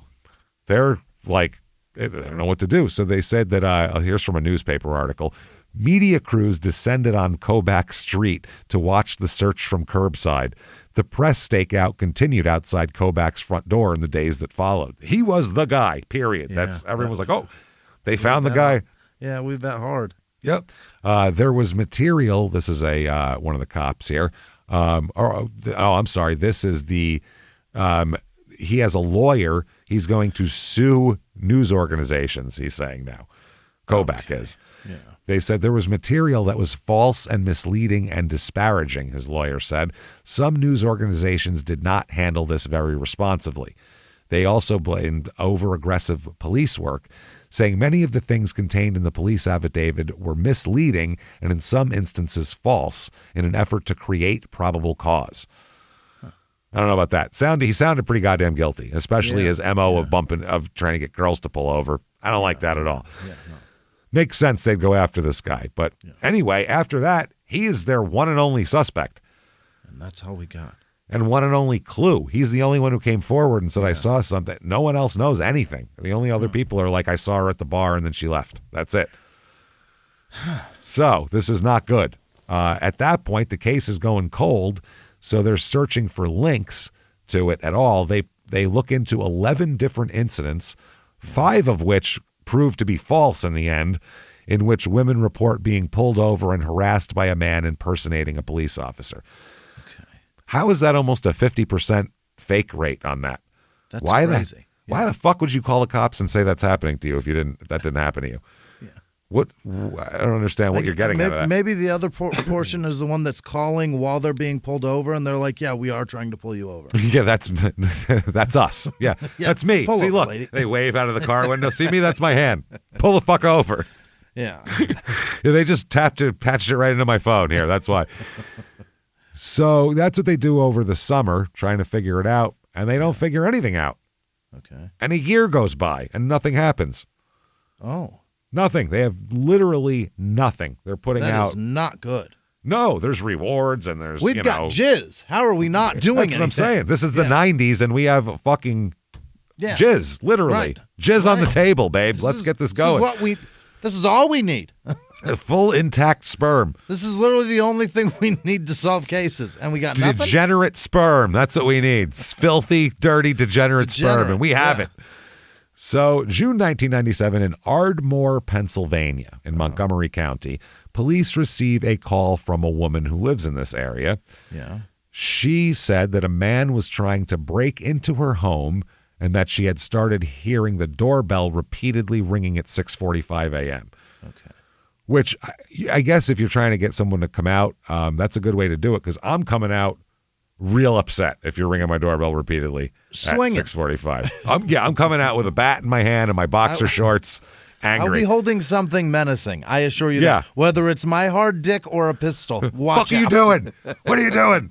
Why are you here? I yelled at that old lady at 10 o'clock in the morning for fucking ringing my doorbell 400 times because she thought I was a chiropractor, and I'm not. Yeah. 6:30. I'm either aroused or I have to piss. Either way, this thing's hard. Yeah, Watch I'm out. coming. Is that what you want to get? Is that what you want to get chased down in my driveway by a guy with a rock hard dick and a baseball bat? A rock hard dick and a Kirby Puckett model? Is that what you're looking for? Because that's what I got right now. You don't want this smoke. You don't want none of it. You want nothing. I will wave my Otani at you in many ways. I'll beat you to death with something, I promise. Me and my Mike Trout are coming for you. Don't you worry about that. So she called 911 after seeing the man at the door was someone she didn't fucking know. No one on official business is ringing your doorbell at 6:45 in the morning. No. And if it's... Unless they have like a big truck, like a gas company thing or something. Nobody's buying what you're door-to-door selling at 6:30, man. This is not normal business hours. Fuck out of here. Either way, I'm swinging, though. So the cops come and arrest this guy. Yeah. And they ask him for his name, and he says it's Peter Thomas Love. That's what he says his name is. Love. P.T. Love. Nearby is a 1993 black Honda Civic, and the keys to that car are in this man's pocket. So his car. Okay. Now, when the license plate is run, they find out that he is not Peter Thomas Love. No. He is actually Arthur Jerome Bomar. Bomar. Yeah. Okay. Now, Bomar here, we'll find out a little about him. Basically, the cops put him like this. They say he's extremely well-spoken, definitely intelligent, almost like he wanted to challenge us and match wits with us, which is an odd way to go about a police interaction. Right. They talked at length with him here. They said you could see how women would be drawn to him, she said. He's kind of a captivating guy here. Sure. So Arthur Jerome Bomar is born March 3rd, 1959. Okay? Now, the odd thing is that they found out that at 11:25 p.m. on June 20th, so about 6.5 hours after Amy's body was found, he was stopped by the police at the intersection of 20th Street and Erie Avenue in Philadelphia, 8 blocks from there where the body was found. Right. At the time, he was driving a green 1993 Ford Escort. Now, he didn't get arrested at that time, though. He just got stopped by the cops. Yeah. A little bit about Arthur here to give you a background of who they're talking to when they're not arresting him for shit. Okay. Right. He's born in Milwaukee. Mm-hmm. He lived in Vegas, went to high school in Vegas, Las Vegas, dropped out of high school and became a janitor.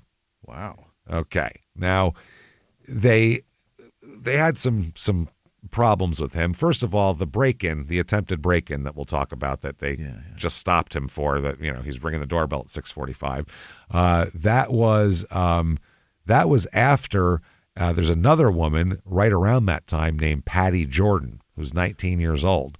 Yeah. She reported shortly before the attempted burglary, because they're connecting him together, him ringing the doorbell and this happening a couple days before, that a man in a black Honda had followed her home after she left a nightclub. And remember, the black Honda Civic was found nearby the doorbell ringing scene there.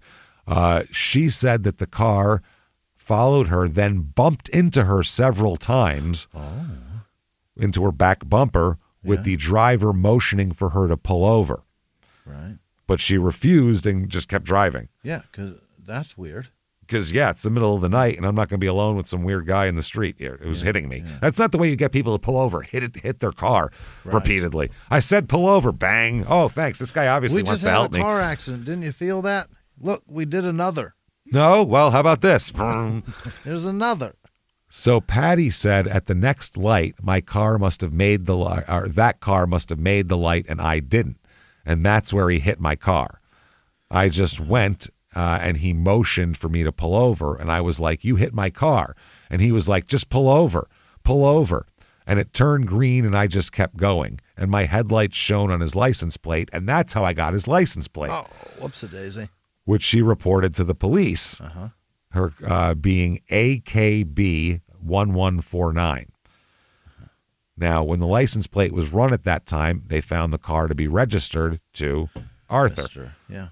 Yes. So this meant that they were now wondering a couple of things here. They want to talk to him about Amy Willard, just because he was in the area that night and bumping into cars very shortly afterwards. Sure. The second reason is that when the license plate number was run for a second time and police discovered that the license plate number was not registered to a Honda, but rather to a 93 Ford Escort, a green one, as a matter of fact, that he had back at the time. Other car. Yeah. So he just took this plate and put it on another car. Took a plate off the Escort, put it on a Honda Civic. Yeah. The Honda he was driving belonged to a woman named Maria Cabuenos, who had been reported missing. What? March 18th, 1997, and was believed to have been abducted from Interstate 476, the exact same highway that Amy Willard's car was found on. This is unbelievable. Yeah, this is bad. This is making Andrew look very innocent all of a sudden, isn't it? Yeah. He looks so guilty for a minute there. But now Arthur's in so much more trouble than Andrew ever could have been. Arthur's used to it. We'll talk about Arthur here. Yeah, they look into his history. And when they look into his history, they're like, holy shit, how is this guy not in prison already? Yeah. How is this guy even out to do this shit? Okay. Little about his early life here. This is from his sister, who said, his sister Joyce, who will turn out to be a social worker later on. Yeah. You come from this background, you're a social worker or you're Arthur. It's really hard to have an in-between there. Yeah. You know what I mean? Or you're a drug addict or something. There's one of the three. So Joyce is a social worker and Arthur's older sister. They have the same mother but different fathers. Now, the sister was raised by a grandmother and later an aunt. So the family's really doing great here. Yeah. She said she was in the 4th grade when she moved in with the Bomars, with her mom and her new stepdad, who is Arthur Bomar Sr., okay? Arthur Bomar. Yes, this was in Milwaukee at the time when Arthur was born. So she said, quote, it was hell, talking about the living conditions. Their house. She said during that time there was a lot of violence. She described her stepfather, Arthur Sr., Arthur's dad, as a man who drank and sexually abused her. Oh, my God. This is not a good house to grow up in at all. She recounted incidents in which one of the other sisters fought, the mom fought back. One of the other sisters fought back, even setting fire to her bedroom one time. Firebug. And to try to get attention, I guess, to get the authorities' attention, like that kid who was trapped in that room, right? With the handy wipes or whatever. Yep, with the hand sanitizer. Yeah. And another time, chopping the furniture up with an axe to get attention. Okay. She said, I can't remember any time that everyone wasn't fighting, talking about her mom and her stepdad. So obviously this is not a great environment for anyone to come up with. If there's sexual, physical abuse, the house is catching on fire on purpose, furniture's being chopped up, not a stable environment. Yeah. Lashing out with flames and axes. Wow. And they said that basically, this is a descriptor from another family member, said that Arthur was, quote, born to a mother who had her own major psychological difficulties and appeared to be psychotic, and was most likely exposed to alcohol at a young age, meaning Arthur was. If the mom's psychotic, what do you call the dad? Right. He's fucking sexually abusing children. Sociopath. What the fuck, man? They also said that he witnessed and was the subject of physical abuse and lived in environments that were chaotic and violent, was exposed to significant and multiple traumas due to repeated physical, sexual, emotional abuse and abandonment. Jesus. So what you're going to get is either Arthur or a social worker. Yeah. And there's not, you know what I mean? Yeah. So that's either dark or it's fixing it. It's continuing. Or it's fixing people. Yeah, right. Or breaking the cycle, right. Yeah, or you're going to have 4 alcoholic husbands otherwise before you find one that's not. You're going to have the cycle, as we all know. So 1978 in Las Vegas here. Okay, so Arthur is, a teenager at this point. In Las Vegas, there's a guy named Larry Carrier. Okay. Yeah. And Arthur at the time is married, has a wife named Tammy. Yeah. Okay. And he's hanging out with Tammy and their 2 friends who both have nicknames, not real names here. Blondie K is the woman. Yeah. And the guy they're hanging out with is known as, quote, Service Station Bob. That's a really long nickname. That's quite the handle. Service Station Bob. Station Bob. We got a Bob. Wow. We need. He's the guy who always shits up the gas station. They call him Service. He only eats food that comes from the microwave at the gas station. Yeah. He eats that bomb burrito. The big one. 1 pound, 89 cents. That's a problem there. 89 cents a burrito. A giant burrito. I used to get in Arizona those 4 for $1 burritos at the grocery store. Yeah. The Tinas, we were talking about those. We got to do those on Your Stupid Opinions because they were so bad. All the reviews got to be. They've all got to be. I have indigestion. I ate this 2 months ago. Well, the nice part about them is you first bite, you burn the shit out of your mouth, but by the third bite, there was ice in there to actually cool it down. So it was helpful. I remember eating all the way up to the middle of it and then throwing that out because it was still frozen. But the sides were overdone. So if you put a slice of cheese on it and leave it in the microwave, the cheese helps bake the center. Because it's boiling lava on top. I guess so. Can't hurt. Yeah. I never thought to mix a cheese that's worth more than the burrito in with the burrito. A slice of cheese is worth more than that whole burrito, man. It's like 35 cents. A decent slice of cheese. Yeah. So this was outside Arthur's apartment on July 25th, 1978. They're all hanging out, and a man named Larry Carrier, who showed up, began arguing with the group about a parking space in the apartment complex. That doesn't seem like much of a beef. It's a parking space. You could figure it out, right? Yeah. No. They're supposed to be assigned, but okay. Arthur went in his house, got a .22 caliber rifle, shot and killed Larry Carrier. Whoa. Shot and killed him. Apartment complex parking space. Parking space. Yeah. Jesus. This is crazy. This isn't like New York City where you paid for this parking space and you pay $1,200 a month and someone parked there and you lose your mind because there's nowhere else to park. Just park 10 feet over. What the hell are we talking about? There. Yeah. Nope. Shot and killed this man. Dead. Okay. He's charged with second-degree murder. Yeah. But set free on $20,000 bail. We can. Yeah. Who in the justice system thinks that's okay? For an 18-year-old he's not like in school, he's a high school dropout and a janitor. You could disappear into Mexico and no problem, no time at all. He could be in fucking Tijuana. Right. So he's out of jail, and in January of 1979, 6 months later, barely. Yeah. Here is a headline from the newspaper there. Police hold janitor in spark shooting. Yeah. Yeah. A 19-year-old Reno janitor, because he took off from Vegas. Yep. On bail on a Vegas murder charge, was arrested Sunday night in Sparks in connection with the shotgun wounding of a Reno woman. Oh, my God. Now he's got a shotgun. He's escalating from men to women and from 22s to shotguns. That's not great. He was booked into the Sparks jail on charges of attempted murder, battery with a deadly weapon, assault with a deadly weapon, and burglary. You know what his bail is for that? Now consider he's already out on bail for murder. $27,500. We're gonna up at $7,000 for another 2 shootings in.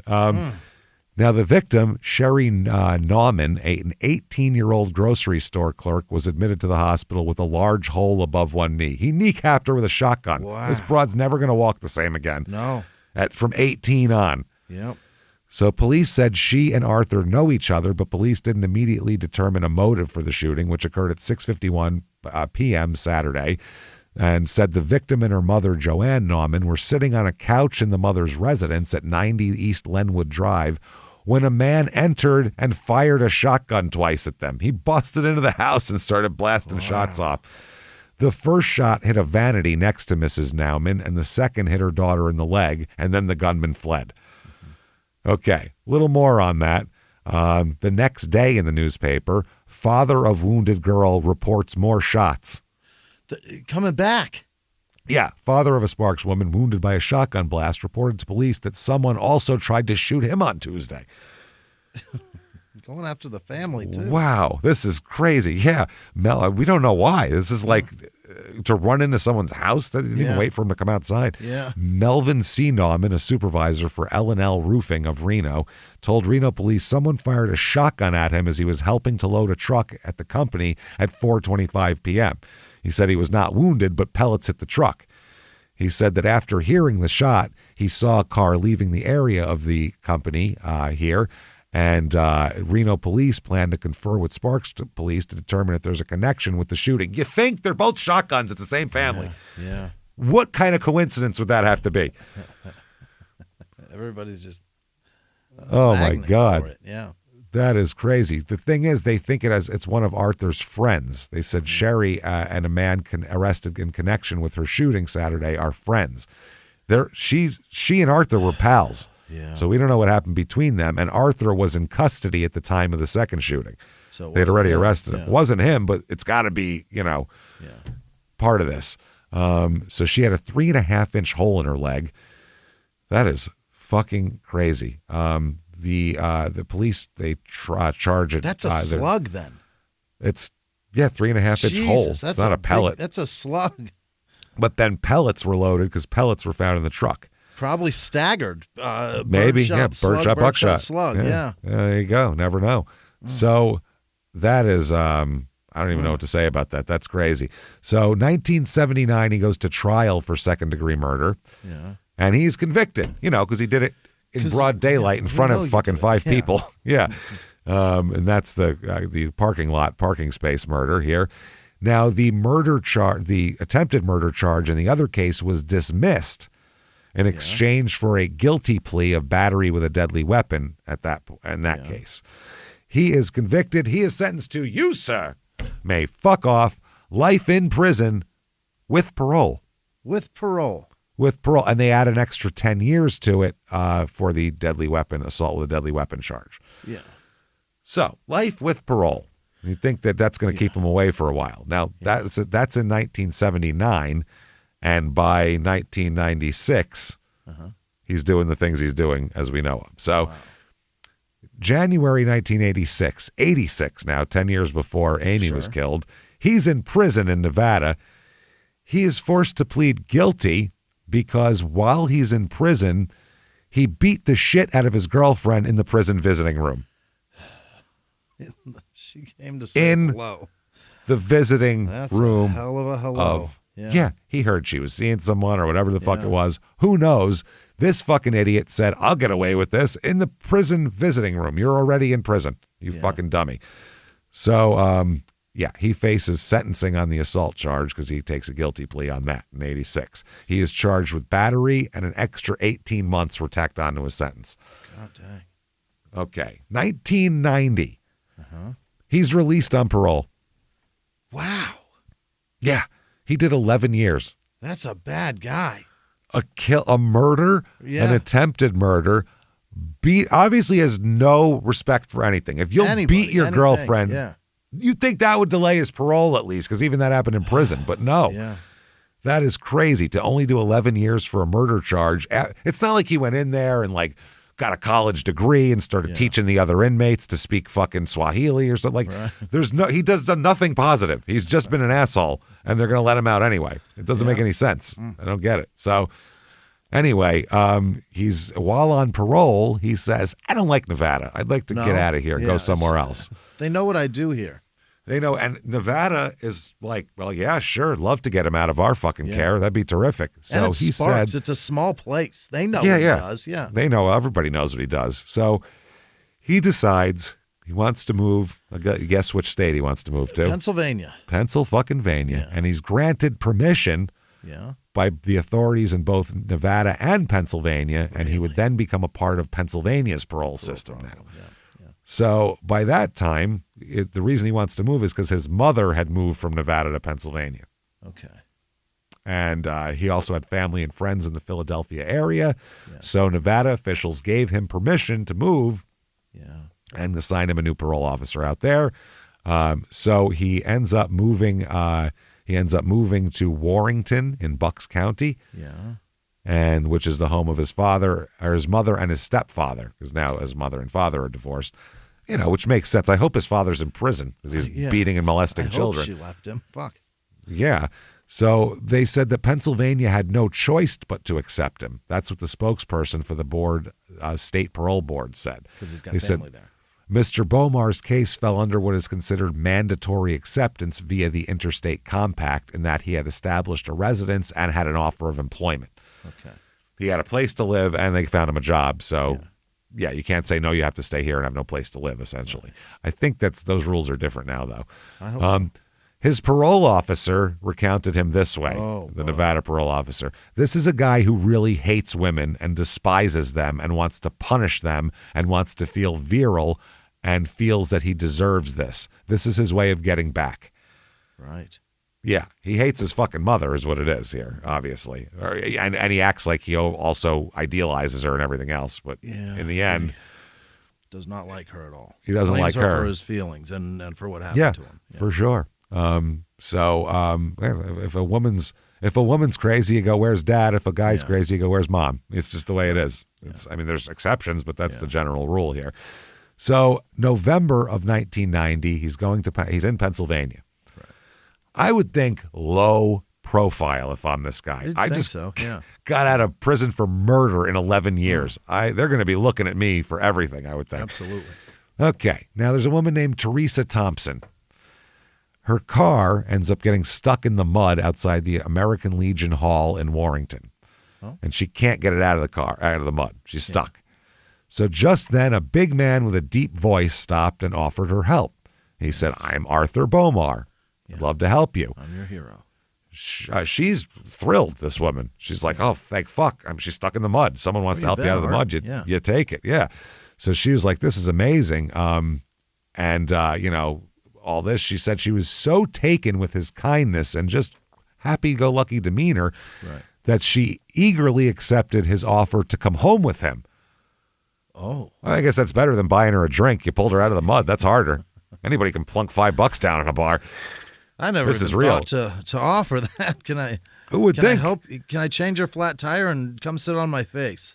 Wow. Well, no, it's his family's home. Oh, That's okay. the thing. All right. So after meeting his mom, stepfather, and brother, she gave her his phone number, and so give me a call sometime. Okay. You seem like she knows he's a decent guy. He knows how to do stuff, and he's got what she thinks is a nice family sitting there. So what the hell? It's a good way to court, sure. Yeah, before your first date, you don't know all this shit about people. Right. It'd be great to know, what's your family environment like? Oh, decent? Okay. Like, it's all shit you find out later. Got me out of the mud, kept me safe, and then showed me his family. That's as safe as it gets. That's what I mean. Here's my mom. What's not safe about that? So in the weeks that followed here, she came to know Arthur a little bit. She also said he wasn't the same at all anymore after the first time they met. No. She described him as a cunning, obsessive abuser who flies into uncontrolled rages when he doesn't get what he wants. Less of a knight in shining armor than before. Yeah, that sounds more like Arthur, I think, right there. Yeah, no, he's a knight in a shining shit suit at this point. He's a shite in knighting armor. Yeah. So he, November 5th, 1990, he's going to be arrested for an assault following an incident outside that very same American Legion Hall.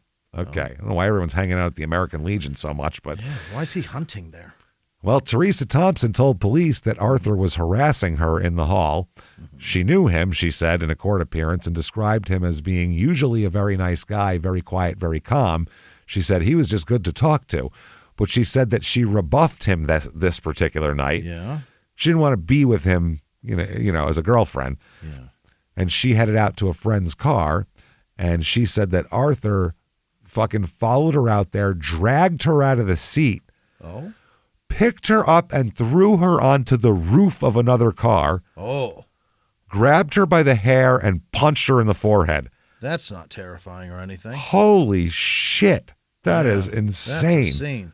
That's an action movie fight. Yeah. Dragging someone out of the car, throwing them on top, and then punching their face. It's like something that happens in Deadpool, for Christ's sake. Fucking unbelievable. Yeah, it's if that was two guys, it would almost be comical. It would be like a Righteous Gemstones fight, but instead it's terrifying because it's some poor woman trying to run away from her. Clearly an overwhelmed, you got to start rooting hard on that underdog. Yeah, this is, So now this was the problem of why he's so mad is she told him that she was staying home that night, but he caught her at the American Legion Hall. They're not together. Thought you were he just asked. Home. Yeah, she didn't want to go out with him that night. Right. And she was with her boss, who was a guy. Okay. So they said that Thompson said they'd never really been out on anything she would consider a date, but they'd talked on the phone for long periods of time. And Teresa's younger sister said he played that man role. Don't worry about your problems. I'll take care of them type of thing. But quickly, his interest turned to obsession. The phone calls became more often, sometimes 8 or 9 times a day. Whoa. That is too often to call someone you're not with. Yeah. That's even too often to call someone you are with unless they're really interested in talking to you about stuff. That's too much to call someone you've only slept with once, let alone never. At all. Not at all. That's a way to never get to sleep with them right there. So the sister said he was getting too persistent, too controlling. He'd say, I want to meet you here or there. Or he'd then ask her, who are you seeing tonight? Where are you going? I know it's another man. He'd try to get information out of her that wasn't there. So Teresa told her sisters to tell Arthur that she wasn't home when he called, but he became more demanding. And then sometimes she would pick up the phone and it would be him. So you're stuck then. Yeah. Of those times one of the times was November 3rd, 1990. Arthur asked her if she was going out after work. She told him she wasn't. Later, she said she just decided to stop after work at the American Legion with her boss, Kevin Sadler. And that's when Arthur showed up and said, how dare you show up with another man, yelling at him. Huh? Teresa said, leave me alone. Yeah. She said, he kept approaching me during the night saying, don't you know how much I love you? Who cares? I love you so much. It gives me the power to lift you from the ground, toss you onto the roof of a car and punch you in the forehead. That's how much I love you. Wow. When she and her girlfriend left, he followed, and that's what happened. He yanked her out by the hair from the car, threw her against the car, wrapped his hands around her neck. She said, help me, as he choke slammed her onto the roof of the car and started punching her. Luckily, at that point, 2 men in the parking lot got a golf club from their car and walked toward Arthur. At that point, he let Teresa go, and Teresa and the boss, this guy's a total pussy, ran away. Right. Be like, you run away. I'm going to stay and help these two guys kick this guy's ass right now. You know what I mean? You go over there, though. Yeah. But instead, they came up to him. He attacked the two guys. Really? Took the golf club away from them and smashed their car windshield with it. You approached a dude and you got it taken from you? Two guys. Two guys and a golf club can't beat one guy. That's pathetic. If I got a putter, somebody's in danger. Deep fucking danger. I'll open your fucking head. You give me a 6-iron, it is over. I will guillotine you with that fucking thing. I can't believe those are two dudes that were just trying to be white knights that didn't have any intention hey, buddy, of doing get out of here with a golf club. And this is an aggressive criminal. We were kidding. This is an aggressive criminal who said, fuck you, give me that fucking golf club, and then started smashing the... And they were just like, oh, man, now our windshield's fucked up, too. Those are guys that didn't realize this man has shotgunned people. No, every guy here is a pussy, though. Indeed. 3 pussies is what I'm getting out of this. Teresa's the only one who's exchanged any fucking skin with this guy. All the rest of them like, oh, God, please don't hurt me. I'm taking legs first, and then as he's on the ground nursing that knee, I'm taking his face off. These are like the guy's friends in Goodfellas when Henry Hill beats him with the fucking with the gun. Beats him with a gun in front of the Corvette in his driveway. That's what he's like. Please don't want any problems. Don't shoot. The one guy says, which is hilarious. So anyway, this arrest could have sent him back to Nevada as a parole violation. And in fact, the Nevada officials indicated they wanted him back, but then didn't follow up on it or pursue it. He's only been there like 3 months in Pennsylvania. Now that's what happened. But the one of the people on the Nevada Parole and Probation Board denied that and said we had placed a detainer on him. We were in the process to return him when the charges were dropped. He was given instructions to report back to Nevada, but Pennsylvania said they would resume supervision of him. Sure. We got him. It's fine. So the Willow Grove, the American Legion case with Teresa was dismissed. Wow. Do you know why it was dismissed? Not enough evidence? I don't know. No. They didn't have Teresa's testimony because she died of a drug overdose. No! Yep. Died of a drug overdose, according to the newspaper. Damn it. And that is why she was unable to testify and give evidence against him. So there you go. Arthur skates on another one. Wow. Imagine doing what he did that night and getting in no trouble for it. Imagine that. You beat a woman senseless, fucking bashing some people's windshield who just tried to help a battered woman out with a golf club, and then you're no consequences for that. Wouldn't you just think, I can get away with anything? I only did 11 years for a murder and a shotgunning, for Christ's sake. Who's going to stop me? Wow. So the next couple years, he actually stays out of trouble. Gets in no trouble and continues to fulfill his parole obligations in Pennsylvania, which included monthly phone calls or field visits and face-to-face contacts as well. 1993, though, he starts to unravel a little bit here. He's not going to keep it together forever. Let's be realistic. There was a fight in 1993 outside of the Horsham Inn. I guess it's a bar, where he's arrested on simple assault and disorderly conduct charges. He pleads guilty and receives probation. How do you get probation when you're already on parole? I don't understand how that works. How does that work? Without having your parole revoked or anything. But that, too, could have revoked his Nevada parole, but the Nevada people said Pennsylvania parole officers recommended that Arthur remain under their supervision still. They asked why, and they said, quote, there was a stable residence and stable employment, and he received a 1-year probation. They figured no reason to rock the boat, send him back to the other state. In addition, she said Pennsylvania officials figured that since Nevada didn't bring him back in 91, they weren't going to bring him back for a lesser offense now. So once again, they didn't. The Nevada officials have a different response for it, though. This is the one person from the board said, I can only respond to things we have documented, and that shows that Pennsylvania said they would keep us posted. In 1995, they said they'll continue supervision and that his progress was satisfactory.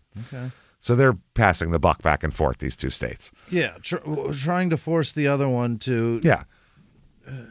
They're 2,000 miles away, so they can just keep blaming each other. Nobody will take the blame. No, it's your fault. No, we wanted him, but no, they wanted him.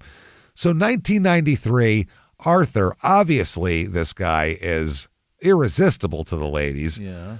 He gets married, obviously. How could you not want to marry this man? What the shit? Somebody felt forced?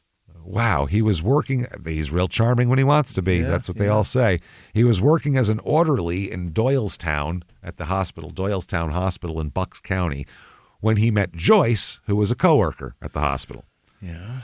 Now, the two were married in 1993, and Joyce said it was troubled right from the start. Yeah. Arthur beat her, and to the point where at one point she got a protection order, and she later withdrew it when he came back and tried to charm her. She has since filed for a divorce, and that was in the works as well. Okay. So she's only married to her for like 3 years into that 96 period, as we'll talk about. He repeatedly threatened and hit her, is what the court document said too. There, because that's what he does. That's what he saw, and that's what he knows, and he's done nothing to change it. Right. Yeah. Now, there's other ladies here. Not only is he married to Joyce, he's also engaged to a woman named Mary Rumer at the same time. Yeah. Rumer of Olney. So not only is he married and engaged, right. He's also dating a woman. He's in various states of a relationship here. Boy. You know what it is? He likes different states of a relationship. He likes to keep one in each state so he can really bask in the glory of it. He was dating a woman that he met at a Wawa in Warrington. Sure. Hey, you meet those Wawa chicks. That's a keeper right there. Listen, she knows how to order a sandwich from the kiosk, and you gotta do it.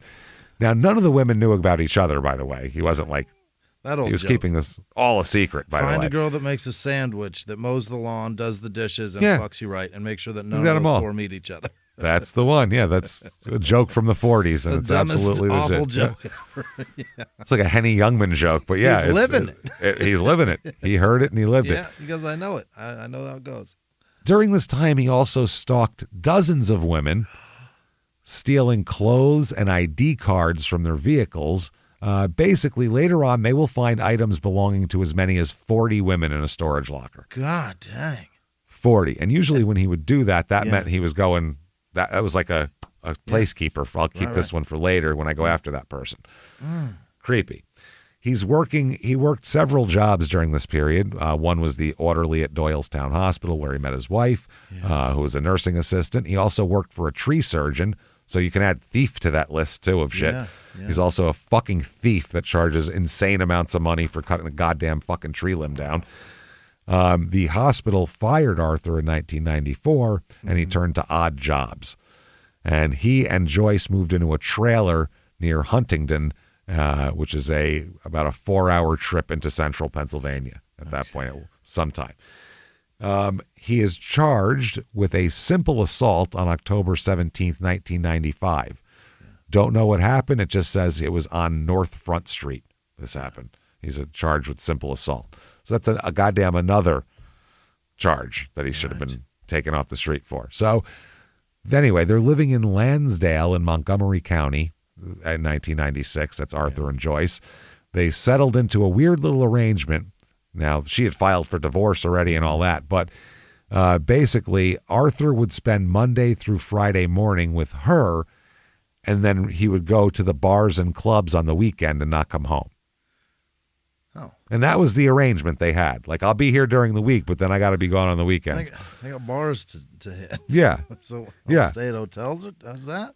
He's like a 12-year-old whose mom has, regular custody. He's like, on the weekends, I go spend it with Dad. That's just the way it is. I'll be at the arcade. Wow. So later in the summer, she moved to Huntington and didn't know that Mary Rumer was his fiance, and Rumer didn't know anything about Joyce, and that's how it was going. Joyce filed for divorce. She told investigators that her husband could go from being a, quote, raving lunatic to Mr. Nice Guy in 30 minutes. Uh-huh. That's why she kept coming back. Mary Rumer, the other fiance, also said he had a split personality. Quote, 1 minute he's violent and abusive, the next he's charming. Right. In other words, a dangerous, scary, and we know he's capable of violence. So it's not even like he just likes to manipulate. Yeah. We know he's capable of extreme fucking violence. Yeah. So very, little provoked also. Right. And the quintessential cyclical domestic violence scumbag. Absolutely. Yeah. It's even his history fits into it. He's the guy. November 1996, November 23rd to be exact. Police arrest him after he and Mary Rumer, his fiance, rent a motel room in Montgomeryville and pay with a stolen credit card. So a stolen credit card should certainly get your parole revoked, right? Should, yeah. No, he's released on bail. Mm-hmm. They let him out of jail on bail. Okay, even though he's on parole and probation at the same time. Two different forms of keeping an eye on this asshole. Identity theft, which is like one of the worst forms of scumbaggery and fraud. Yeah. Credit card fraud, all sorts of charges. It's bad stuff. Mary was eventually cleared of the charges because I'm sure it wasn't her fucking idea. It probably wasn't the card she stole. No, that's the thing. Next up, he has a problem at a Pep Boys establishment. Really? Yeah. Discount auto parts. Lots of fights happening at the old Pep Boys. Let me tell you something. It is frustrating to have to be there. I get it. It is. It is. You asked for this model windshield wiper. You got the other one. You got it all the way home. It didn't fit. You got to take it back now. Pain in the balls. So, because that's really what you go there for. Yep. So this is the Pep Boys Auto Parts store in Willow Grove. He apparently went nuts on a clerk who didn't wait on him fast enough. Okay. It's a Pep Boys. No one in there is moving at a pace. As I know Pep is in the name, but there's no pep going on there. They're all half fucking dead. Manny, Mo, and Jack don't work here. It's their friends or their shitbag employees. They work in the other store in the other town. They're up in one. corporate. Yeah, you got to find them. So this is from one of the workers here, not the one he attacked. Yeah. One standing next to him. He told her he had attacked a female clerk. A female at Pep Boys, auto by the parts way. employee. Yeah. Who, okay. Yeah. He told her he was going to, quote, jump across the counter and slap her upside the head. Upside the head. Remember that one? Get you upside the head. Yeah. And then another person came over to try to calm him down, who happened to be an off-duty cop, and he threatened his life as well. You don't want to do that. Yeah. So he's convicted of disorderly conduct and fined $172. Really? Pull him off the fucking... He can't be out. He can't be on the street. That's it. December 23rd, 1996. Arrested again. Yeah. Again. Think of how many opportunities to pull a rug out from this asshole there are. This is arrested for stealing a cell phone from a car at the Montgomery Mall. Those don't work when you take them away, right? Dude, no. I mean, 96. 96, you could probably have sold it. That's it. They were like expensive in 96. Yeah. A witness told police he heard glass breaking. So this isn't just an open window when he saw it in there and he grabbed it. He broke a window for it and saw a man reach into the station wagon, take out 2 bags, and drive away in another car. The witness wrote down the plate number. Police stopped the car. There he is with all the stuff. Yeah. They let him out on bail again. Is it overcrowding? Is it not wanting to? He must just be a real charmer when he gets in the office, because I guess in the 90s we didn't really consider how dangerous people really were.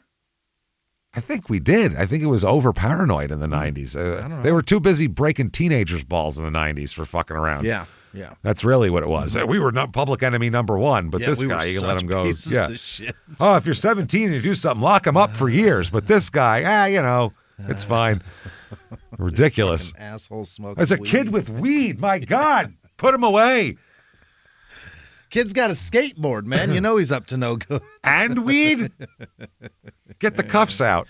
Yeah. So Nevada officials were told in January of these 2 arrests, and they issued a detainer warrant. Gee, it was about time. That meant any police who picked Bomar up should hold him to face a Nevada parole board violation. They actually file that. That month, also, Arthur stopped contacting his Pennsylvania parole officer, and his name was entered into the NCIC computer as having absconded from parole. Wow. Not good. So February 26, 1997, a warrant is issued for his arrest after he fails to meet with his parole supervisor.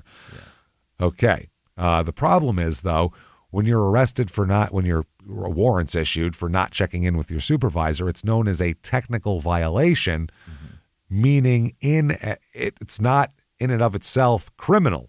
Yeah. But it's just a violation of parole conditions. Yeah. It's a little hack on the wrist. It's not a flagrant. You know what I mean? It's a free throw and the ball back. That's all. It's not a big deal. That's it. So the parole board then has the option of letting it go, sending the offender back to jail for a brief time as punishment for the violation, or forcing him to serve the remainder of his sentence, which is life in prison. Right. So anyway, back into the Amy. This brings us back into Amy's investigation. And the Maria woman as well, whose car was taken when she was missing, and that's whose car he had. That's also interesting here. So they have to prove his involvement. How do you prove his involvement? Yeah. Well, this is from a police affidavit here. Quote, Joyce Bomar, Arthur Bomar's wife, related that Bomar left her presence early in the morning of June 19th, 1996. She further related that she knew Bomar to be familiar with the Blue Route, that's the road there that that the car was found on, and that he told her that he not only drove on the Blue Route, but that had on occasion slept on the side of the road on that highway.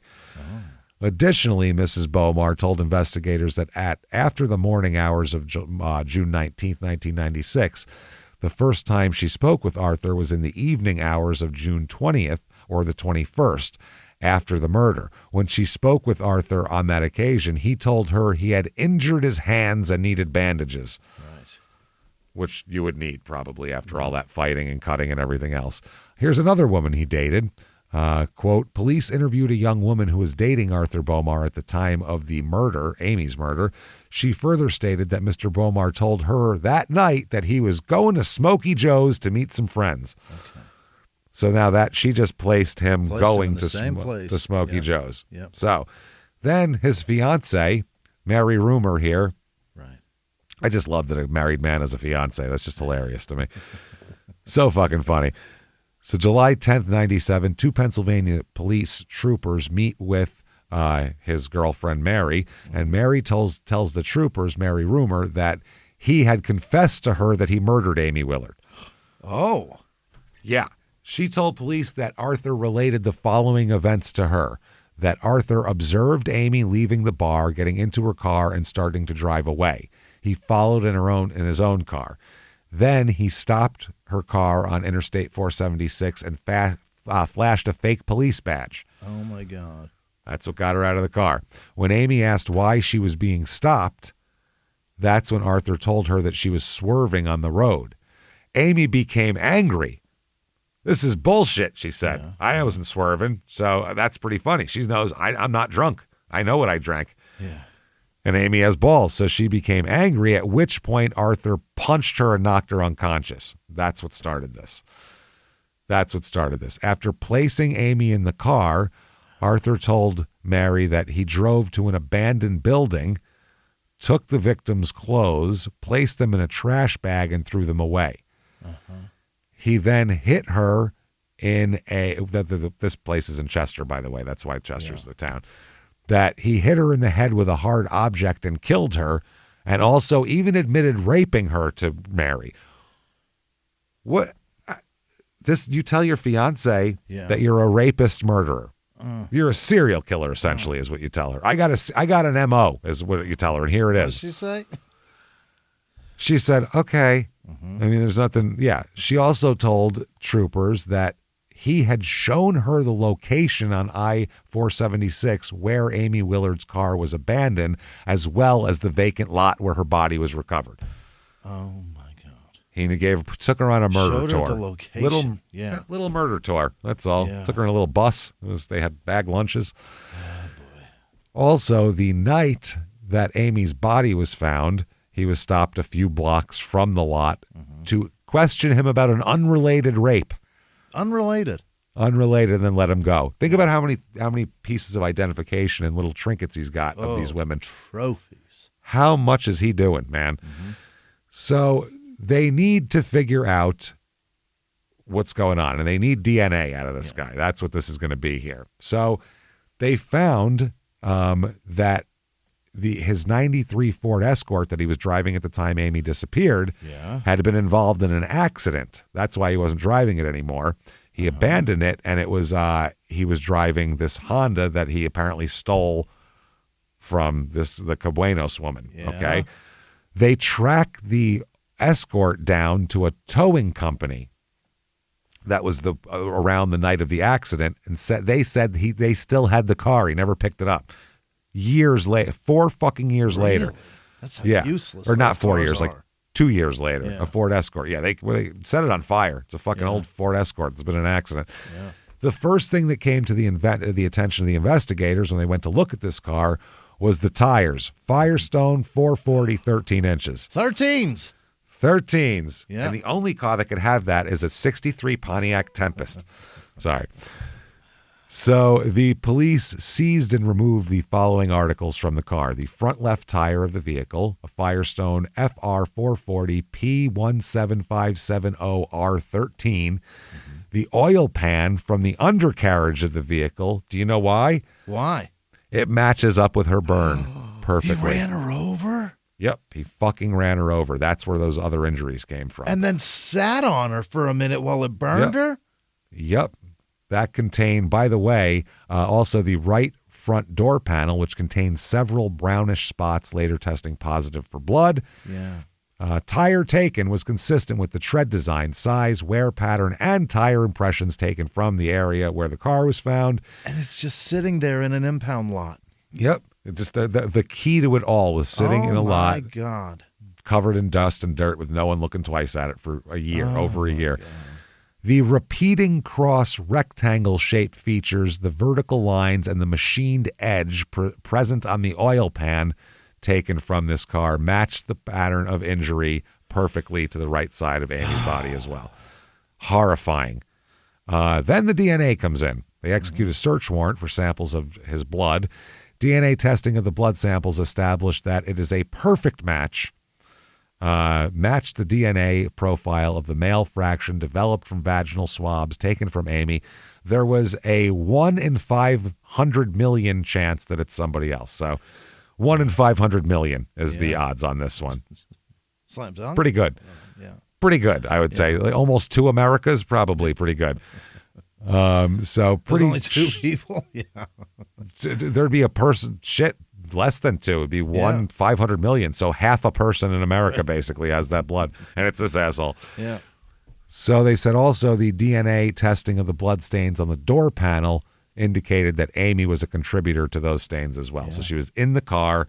He was with her. They also found blood behind the door panel. So she was on it and behind it, and that also is a perfect match to Amy's blood as well. So how the fuck do you get it back there? I would assume the window, and then it rolls down the window and gets behind it that way, I would imagine. Yeah. That's probably the way you do it. The felt is bad. Yep, the felt's bad, or there's enough blood where the felt is soaked and it keeps going. Yeah. Gross. So anyway, they say that because of the degree of grease and dirt deposit on Ms. Willard's body, as well as ashy substances found there, and the unusual pattern marks on her body displayed, an examination of the undercarriage of the Escort was performed, and that's when they noted that the oil pan lines up perfectly as well. And he's familiar with the neighborhood because he has an aunt and a friend in the 16th Street and Indiana Avenue area, and was a frequent patron of the nearby bar called the Scorpion. Oh. Yeah, so he hangs out in that neighborhood. So he knows that neighborhood. He would know where a vacant lot would be. Yeah. So, yeah, they lay out the theory that they think that he followed her, just like he said. He followed her, crashed into her car, got out, struck her with a tire iron, which left some of the blood on the guardrail of the highway, then dragged her to his car, put her in the front seat, and that's about that. And all that anyone can say for sure is that he dumped the body sometime before 4 p.m. On June 20th, because that's when kids were present there. So, and they didn't see anybody dumping a fucking body. Yeah. So that's wild, man. That's crazy. So the arrest, or the figuring this out, was, for kind of a mixed blessing for Amy's family. They're like, yeah, that's great and everything, but she's still dead. Yeah. And these people, by the way, I really like these people, the Willards. Like, especially, you hear more from Mom, and Mom is a really interesting lady who seems to really has a good head on her shoulders, basically. Yeah. She said that she hasn't had, they talked to her, she said she has not had time to form an opinion about whether this guy's guilty or not. Yeah. She said, all I keep thinking is, Amy, you must have been so scared and I wasn't there to protect you. That's horrifying for a parent to feel like. And that's her ex-husband, though. Paul says he has no doubts about this whatsoever. He said, I had a gut feeling all along. He said, well, that's it. I guess if that was this guy, I don't know. So the official arrest is June 5th, 1997, because you remember they were looking for him this whole time. Yeah, right. They find him here. He's arrested on an outstanding warrant for violating his parole on everything else. Now, he made various false statements to law enforcement during the course of this, including a false alibi. He told investigators he was at a birthday gathering for his stepson on the night of June 19th, 1996, along with his wife, Joyce. Yeah. So, and his stepdaughter and several others. Tons of people there. However, they actually, his stepdaughter and his wife and everybody else he claims to be with all say that that's not true, and he wasn't there for that. They said that on June 19th, while at the birthday party, Joyce said there was no gathering on his birthday is June 19th, but they didn't have a party for him that night. So that's not true. They said that they both denied being present with him at any birthday gathering on June 19th, the stepdaughter and the ex-wife. Now, his response is, when they talk to him, he's the DNA out the ass. Yeah. His response to the press is, quote, I'm being framed because I'm black. I need a good lawyer. Uh-huh. That's what he said. Then he starts going crazy in jail. Okay. But he's shot people before. Oh, he's murdered someone, tried to. He's done all sorts of horrible shit. Yeah. I mean, just that thing with Teresa in the parking lot was crazy enough to never want to be near a person like that. Never mind all the rest of the shit. He's been framed. Yeah, he's been framed. That was only because he didn't have a gun. He was doing that shit. Otherwise, he would have shot these people. So he ends up being in jail, and that's for the burglary and all that shit that he got. They picked him up on when he knocked on or rang that lady's doorbell. So he was cited in jail for disobeying an order on his first day in jail, which is hard to do. He, in a few short months, he racked up 8 misconduct citations, causing him to tack an extra 330 days onto his burglary sentence, which we're going to get in a second here. Some of the citations were for threatening prison staffers. Oh. He would also yell and scream and bang his head against the wall. From the court documents, it says counsel was aware of the behaviors documented in the records of Bomar's pretrial detention, having heard from prison staff that Bomar was, quote, disruptive, banging his head against the wall and ranting and raving, and having received a copy of Bomar's prison records in response to a subpoena. When he confronted Bomar about his conduct, however, Arthur told his counsel he was just playing with the guards for entertainment. It was just fun to get That's the type of person who is a problem. Yeah. It's fun to get misconduct citations while in prison. That's a problem person. Willing to lengthen my sentence for fun. Just for fun. Yeah. Just for playing. Yeah. So July 10th, 1997 is when Mary came forward and said that he confessed to her and told her all about it. Then it gets worse for Arthur. Yeah. That's because his ex-brother-in-law, David O'Donnell, Joyce's brother, he was incarcerated in federal prison for unrelated offenses. He had like 12 bank robberies or something that he did. Yeah, shitload of bank robberies. Wow. He met with law enforcement officials to offer his assistance in the investigation. He said, I know Arthur. I'll get any information I can out of him.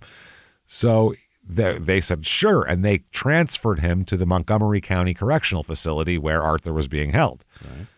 So he was placed in the same cell block with him for approximately 2 weeks in July of 97.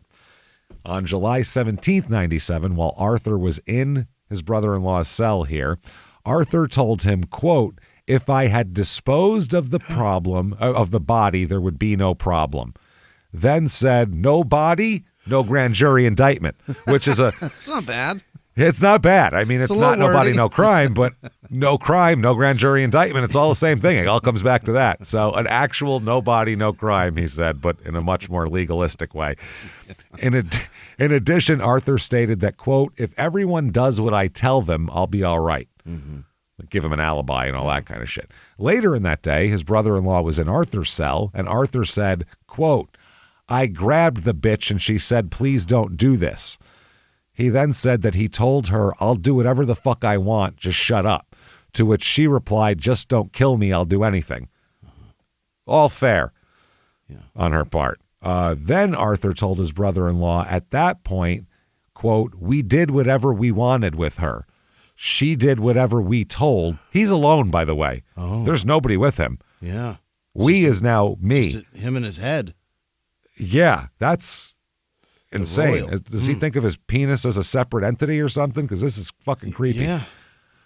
It gets worse. We did whatever we wanted with her. She did whatever we told. And then when we were done, I almost took her head off and we crammed a tree branch up her cunt. Oh, my God. That's what he told this guy. We.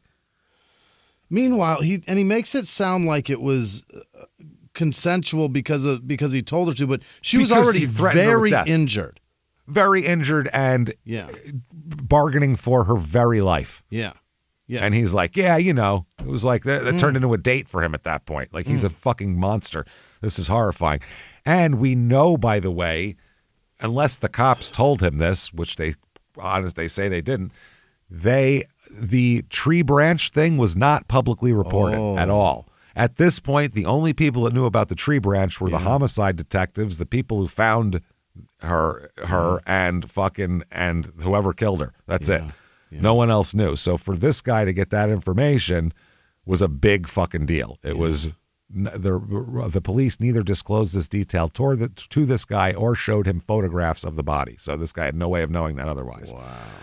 Another inmate, Quincy Jamal Williams, is also incarcerated with Arthur, also reported to police, unprompted, that Arthur confessed to murdering the victim to him and basically said the exact same words.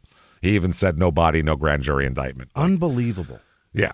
So a few weeks later, Arthur tries to kill himself in prison. Oh, really? God damn it. Why? If only he wasn't such a failure. If only he wasn't such a failure. Because this is a guy you walk in and you go, oh, well, take him down, throw him in a hole in the fucking thing and move on. Who cares? Fuck this guy. You know what I mean? Piece of shit. For the mom, I'd really love him to at least be convicted before he pulls that shit. Yeah, they know he did it. I don't think I wouldn't care. Once I know who did it, there's DNA and everything. Fucking kill yourself. Please. Drown yourself in the toilet in yourself for all I give a shit. I don't care how you do it. That'd be a great way. That's depressing. Yeah. After someone else took a shit in there. I'd like to know that. Yeah. So after hearing about this, his counsel requests for a competency examination. Yeah. Okay. Now, September 9th, 1997, he's going to plead guilty to burglary and theft charges. Yeah. And he's going to get, you, sir, may fuck off 3 to 7 years in state prison for that. That's okay. Good. Yeah. His lawyer says this, and this is wild because they're waiting to charge him with the murder because they had him on the burglary. Yeah. Right now, he's got all his outstanding charges resolved. He adamantly denies any involvement with any other cases here. And also, Arthur indicated that he's anxious to return to Nevada, where he faces additional jail time because of his burglary conviction in Pennsylvania. So, yeah, he could receive a sentence in Nevada anywhere up to life without parole, they said, for that. Mm-hmm. Now, there's lingering questions, though, here. Number one, where are the rest of her clothes? Yeah. That's a problem. They can't figure out at that point. Where's her clothes? Only her underwear and shoes were recovered, and they were placed there on purpose. So he said he threw them out, so presumably in a landfill at this point. Yeah. Nobody knows. Also, they were saying at the time they didn't know exactly where he took her. Where's that third location? They know the start and the end, but where's the middle here? They said also most of the blood was missing from her body, blood that could not be accounted for at either crime scene. So that's where she lost most of that. Somewhere else, yeah. At that, at the number 2 location there that they don't know about yet. And they mentioned nothing about blood being found in the car in the affidavit, and the sources say it's microscopic samples. Well, that doesn't matter. Any samples. Any at Guess all. who? None of her blood's in my car. She shouldn't be bleeding in his car at all. No, that's why they don't know each other. Why is she bleeding in his? That's what I'm saying. Any murder case, I can go, their blood's not in my car. I know that for a fact. Yeah. So they also said, where is the murder weapon? It can't be the tire iron that was found near the car because more blows were inflicted later. Right.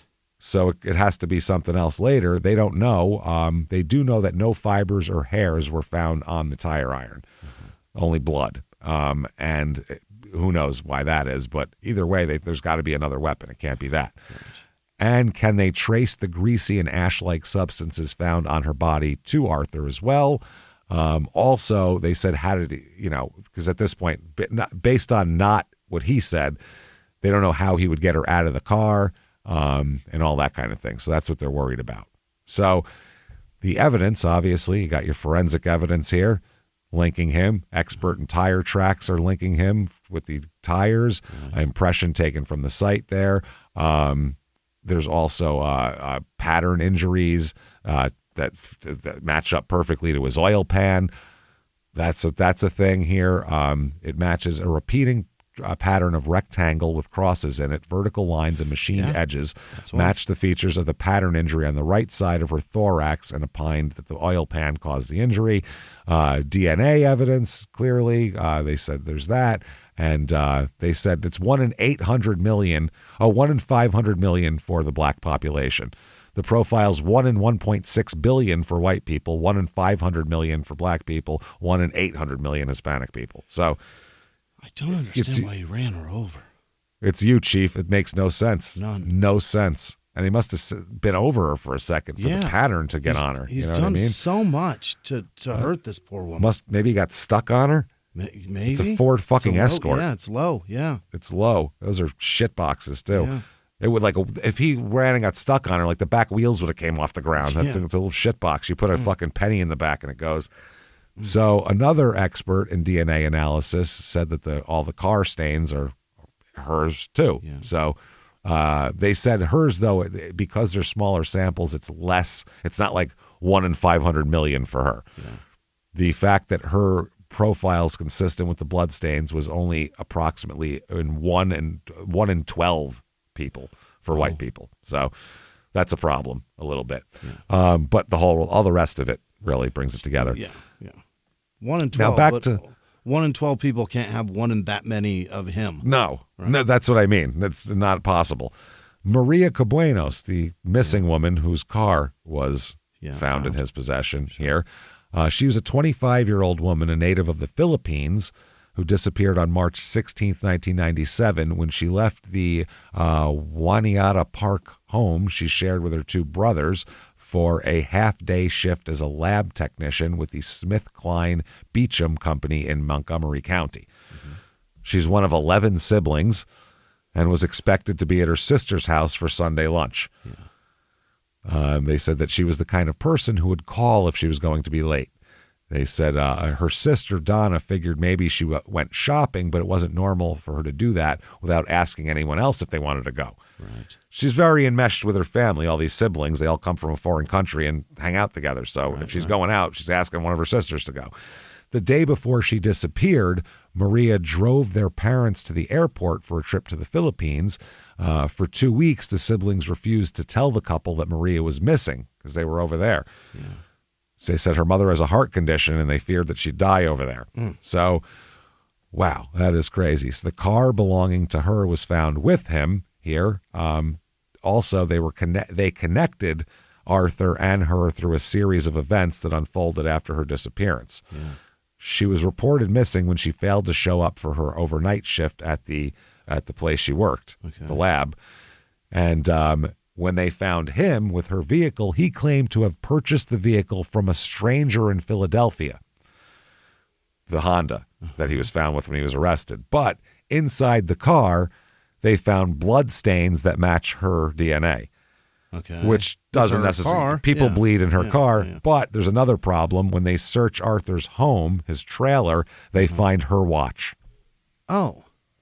So he said, I found it in the car. Yeah. That's what he said. But I don't know. If you got a dead woman's fucking car and her watch and no bill of sale and that's with her name on it, you're in a lot of fucking trouble, I think, at that point. Yeah. They also found a pistol, several pairs of underwear, and a blood stain in the car as well. Okay. So this is fucking real I've weird never here. sold a car and left my undies in it. It's ridiculous. Yeah. No, I especially multiple pairs. Yeah. I left like my Monday through Thursday on in there. Damn it. I got a couple emergency pairs in the back. You never know. Just in case. Sometimes you never know. I'm 44. I can't trust a fart no more. Nope, you can't. You got to just hope for a fart and pray for a fart and plan for shit, if you know what I'm saying, right? That's how the old saying goes, I believe. Pray for farts, plan for shits. And never let those women meet. Yeah. My pastor told me that when I was just a wee boy, a little tiny feller there. They also said, by the way, one of his girlfriends said that he had the trunk carpet replaced in his car. Arthur did. That's common. And taken unusual steps to clean the vehicle, actions that obviously raised suspicions as well. So it's fucking interesting. Now, Maria's murder became obviously they think he did it, but they don't have enough to charge him with it. Yeah. Because people bleed in their cars and they can't prove, because she's not alive, they can't prove he didn't buy it from someone, and maybe someone who stole it from her. Who knows? And the watch could have been in the car, so they can't connect it, even though it fits his pattern to a T. Couldn't be better. So very interesting. And I guess he's not going to be charged. So the police say that he would use the alias Peter Love. And one of the cops, this is a criminal analyst, said the bottom line is that he saw himself in grandiose terms sexually. And when he was frustrated when other women, the ones he preferred, the young collegiate types, didn't see him in the same light. When rejection comes, that violence is justified to him. Oh. Yeah, because he's getting older now, and it's harder. Every year that passes, no matter how much game you have, it gets harder and harder to pick up college chicks.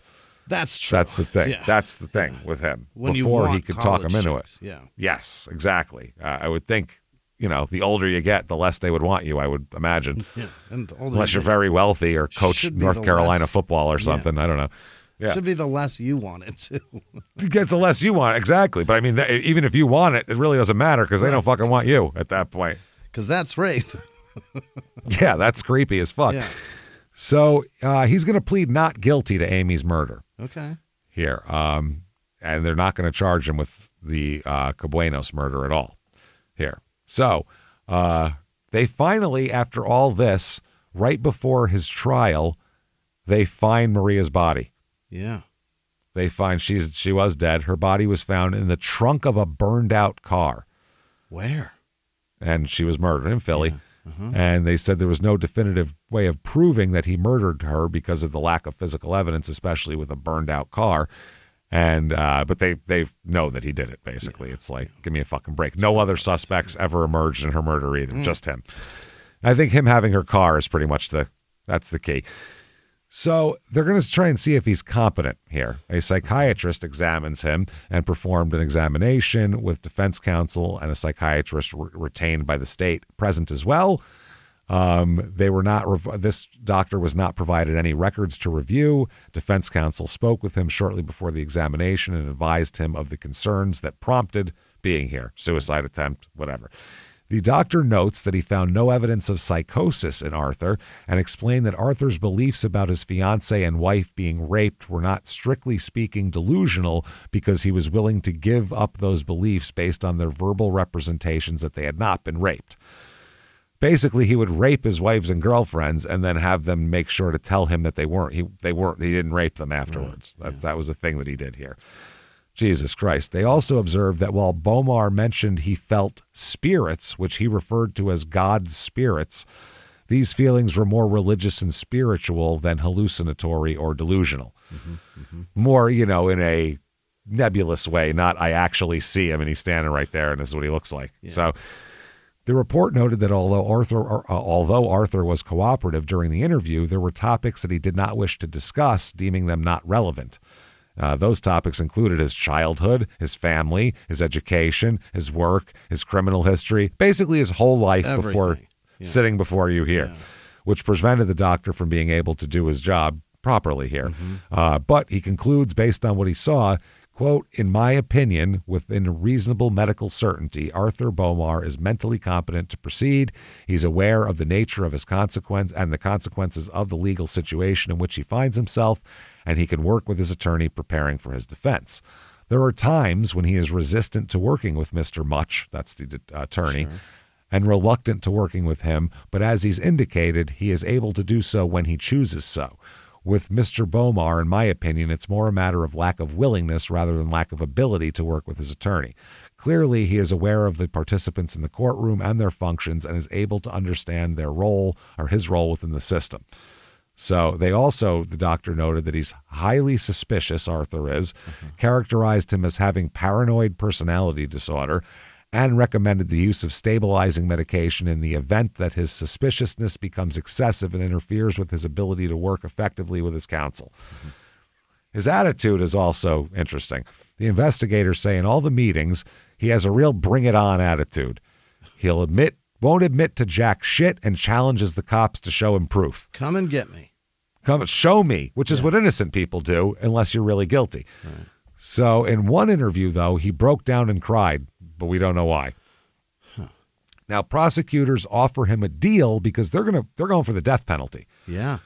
So they're offering him a deal where he could not get the death penalty if he revealed what happened to Maria Cabuenos. Oh. And he said, fuck yourselves. Not interested. Kill me. Yep. He said, quote, I don't want no deal. I'm innocent. That's what he said in court. Okay. Yep. So the prosecution here said here that they 8:30 at night on the evening of June 19th. By the way, that's the night it happened. Yeah. And he also got stopped the next night, too, at 11:35. This is so 2 days, in 20 fucking 5 hours, or 27 hours, he got stopped twice while murdering people. That's how cool he is and calm. A cop stopped him at 8:30 p.m. on June 19th, 6 blocks from where Amy's car would be found 5 hours later. Following her murder, police sought to question him, but they couldn't find him. He was arrested for trying to break into that woman's apartment. As 3 other men had emerged as suspects in the murder, including Andrew there, authorities turned their attention away from Bomar and didn't question him because Andrew looked like a much better suspect at the time. Right. He totally did. He looked great. So after the DNA evidence linked him to the murders, his girlfriend then told authorities that he was at Smokey Joe's and blah, blah, blah. He noticed Amy. It's believed he noticed Amy there. Due to the damage found in the front of his car and the back of Amy's car, looks like he purposely rammed her car to get her to pull over. They exchanged information, struck her with a tire iron. They think that that he had with him and was holding it up his sleeve or something. Knocked her unconscious, took her to where he raped and killed her with 3 blows to the head from another large object. Afterwards, it's believed that he ran her over with his car, with the burn pattern being consistent with the oil pan as well. And, it makes sense. And they also found slight damage to the Ford Escort's bumper in the front. Where it would have that didn't have anything to do with the accident that it was in to end up in the junkyard. And then, of course, DNA testing all around. That's a big one. From the DNA, they matched the material found under her fingernails to Arthur. His DNA's under her fingernails. Hairs and fibers, hair samples from his car matched Amy's hair, and blood found in his trunk was linked through DNA as well. They have another piece of DNA they say there is a 1 in 5 billion chance that the semen left in Amy's body could have come from someone. 1 in 5 billion.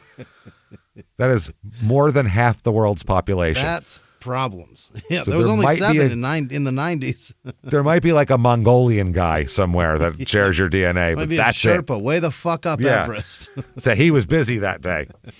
He was hauling shit up a mountain that fucking day. He was trying to save himself from frostbite that day. Yeah, the guy in Mongolia was eating a yak at that point and really couldn't have been there.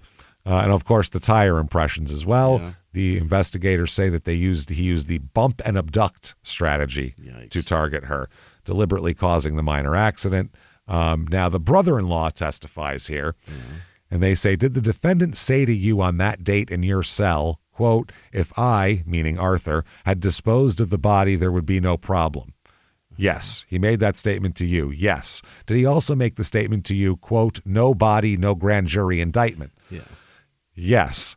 These conversations were in your cell that day. Yes. Were there any other conversations? Yes. I went into Arthur's cell and asked him what he meant about the first conversation earlier in the day. Right there, if Arthur doesn't realize that he's working for the cops, he's an idiot. I just told you what I did.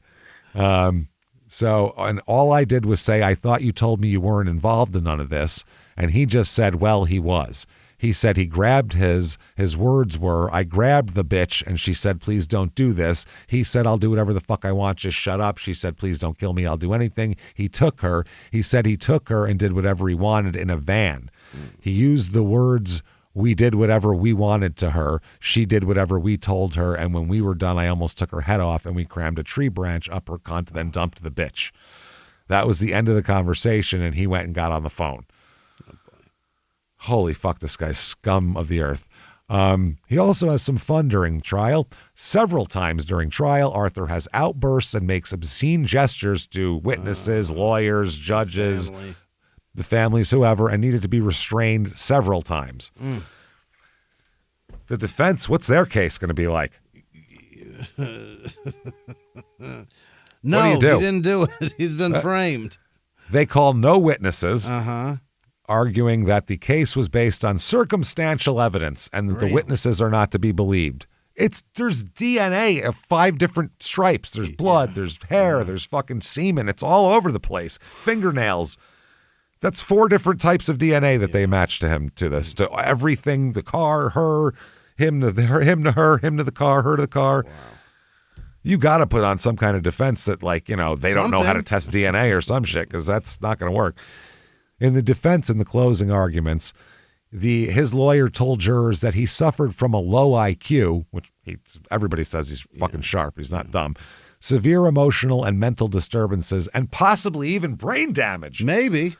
This poor man. We don't know. By the way, he hates that shit, as we'll find out later. Oh, he's been told that he might be. Oh, no. Not doesn't want to be told. He yells at the lawyer. You'll see. It's hilarious. So the jurors deliberate for 2 hours after closing arguments, then return the next day. And around 11:15 a.m., they went into the courtroom to ask the judge to define the charge of possession of an instrument of crime. Their question indicated that they already got past the murder and stuff, that kind of shit. Yeah. So 15 minutes later, they got a verdict, ready to roll, and he is found guilty as balls, I believe is the legal term they use for this. In addition to being convicted of murder, he's convicted of rape, assault, kidnapping, and abuse of a corpse, just to line them all up nicely. Okay. Yep. When he was announced to be guilty, he turned around and stuck his 2 middle fingers in the air toward the gallery. Double birds. Yeah. Then sentencing comes around and he gets worse. This is crazy shit what he does at sentencing. Before the hearing even starts, the jury's brought in and he stands up and says he wants to be sentenced to death. Okay. Sentence me to death.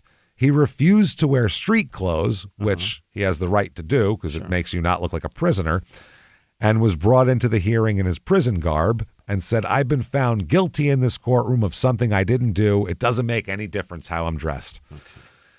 His lawyer warned the client that if you have your prison shit on, it's, quote, they're more likely to view you as a criminal on the jury.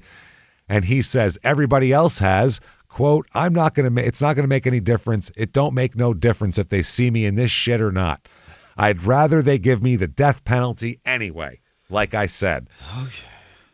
So then the judge suggested that civilian clothes would be to his benefit. And so he switched to slacks and a dress shirt after that. Smart move. Now the proceedings resumed, and the defense sought to establish 2 mitigating factors to keep him off death row here. One is that he was under the influence of extreme mental or emotional disturbance, and 2, of any other evidence of mitigation concerning his character and record, which is a catch-all mitigator, they call it. Just good character. And people like him. His kids think he's a nice guy, whatever the fuck. So in an effort to do this, they call a character witness, including 2 ministers they call. Oh. That he's talked to. They call his insurance agent. Don't call my insurance agent. How well do you know your insurance agent? He does send me a birthday card, but it's because his computer alerts him. It sends him out automatically, and he signs him off. Yeah, I get one too. They don't know my fucking... It's fucking stupid. Maria doesn't know my fucking... It shows up birthday. And I go, come on, Paul, don't act like... Yeah. You like once a year, if you're buying a car or selling a car, so that's when you talk to them for like 4 minutes, and you're like, thanks, later. Yeah. This person, his insurance agent described him as very polite and very respectful. Yeah, because he's doing insurance. He's trying to get the cheapest one. He's not going to threaten you. Yeah. No shit. Well, let's get the Pep Boys people in there. Maybe it's different. A woman who recounted how Arthur had recovered her children's diaper bag and her wallet and returned them intact in May of '93. Mm-hmm. That was before he went on that's when he was still doing nice things. One of the character witnesses, Reverend Glenn Sereno, unwittingly provided information for detectives' investigation into the Cabuenos killing, though. He recalled clearly the last time he saw Arthur, March 10th, 1997, in his Bucks County church. That's 5 days before Maria disappeared. And a surprised prosecutor said it was the first information that they have to know where his whereabouts at the time. So he was in the area, which is what they were thinking. Was he back in Nevada? What was he doing? They get Arthur's brother, Sonny, in there. He testifies for less than a minute. He said, "I don't want my brother to die. I love him very much. I'm pretty sure if it takes long enough, I'll find out who actually did this since they haven't." What a guy. Wow. Arthur's mom gets up there. Yeah. Oh, boy. Her entire thing, I guess, is in a shout. She just shouts this entire thing. Yells it. Quote, "I am Arthur Boehmer's mother, and Arthur Boehmer didn't kill your daughter. Your murderer is going free, whoever they may be. My son did not kill your daughter." Wow. Then turns to the prosecutor and said, "I would like to say to Daniel, God forbid that the cross brought something like you out of it." What? God forbid that the cross brought something like you out of it. And to you, and turned to the investigators seated there.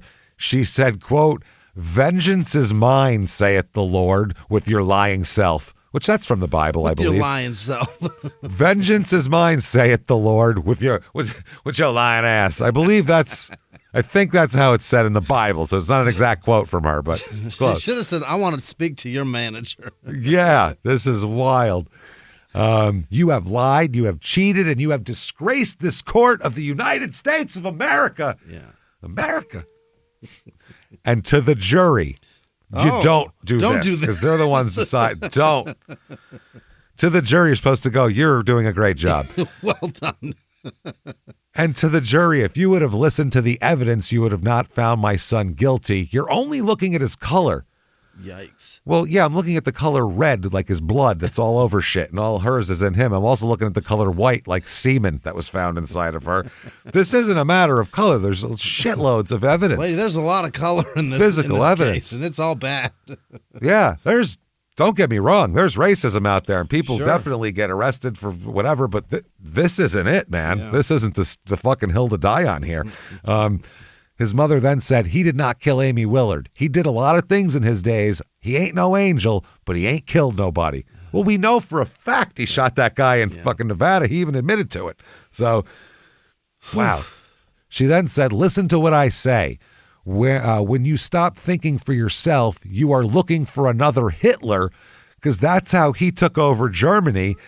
The German people stopped listening to theyselves and only listened to him, and that's why he was able to kill off all the Jews." There's so many things wrong with that statement. They're extinct. Did you hear? All of them gone. Meanwhile, there's like 5 lawyers in the court going, What?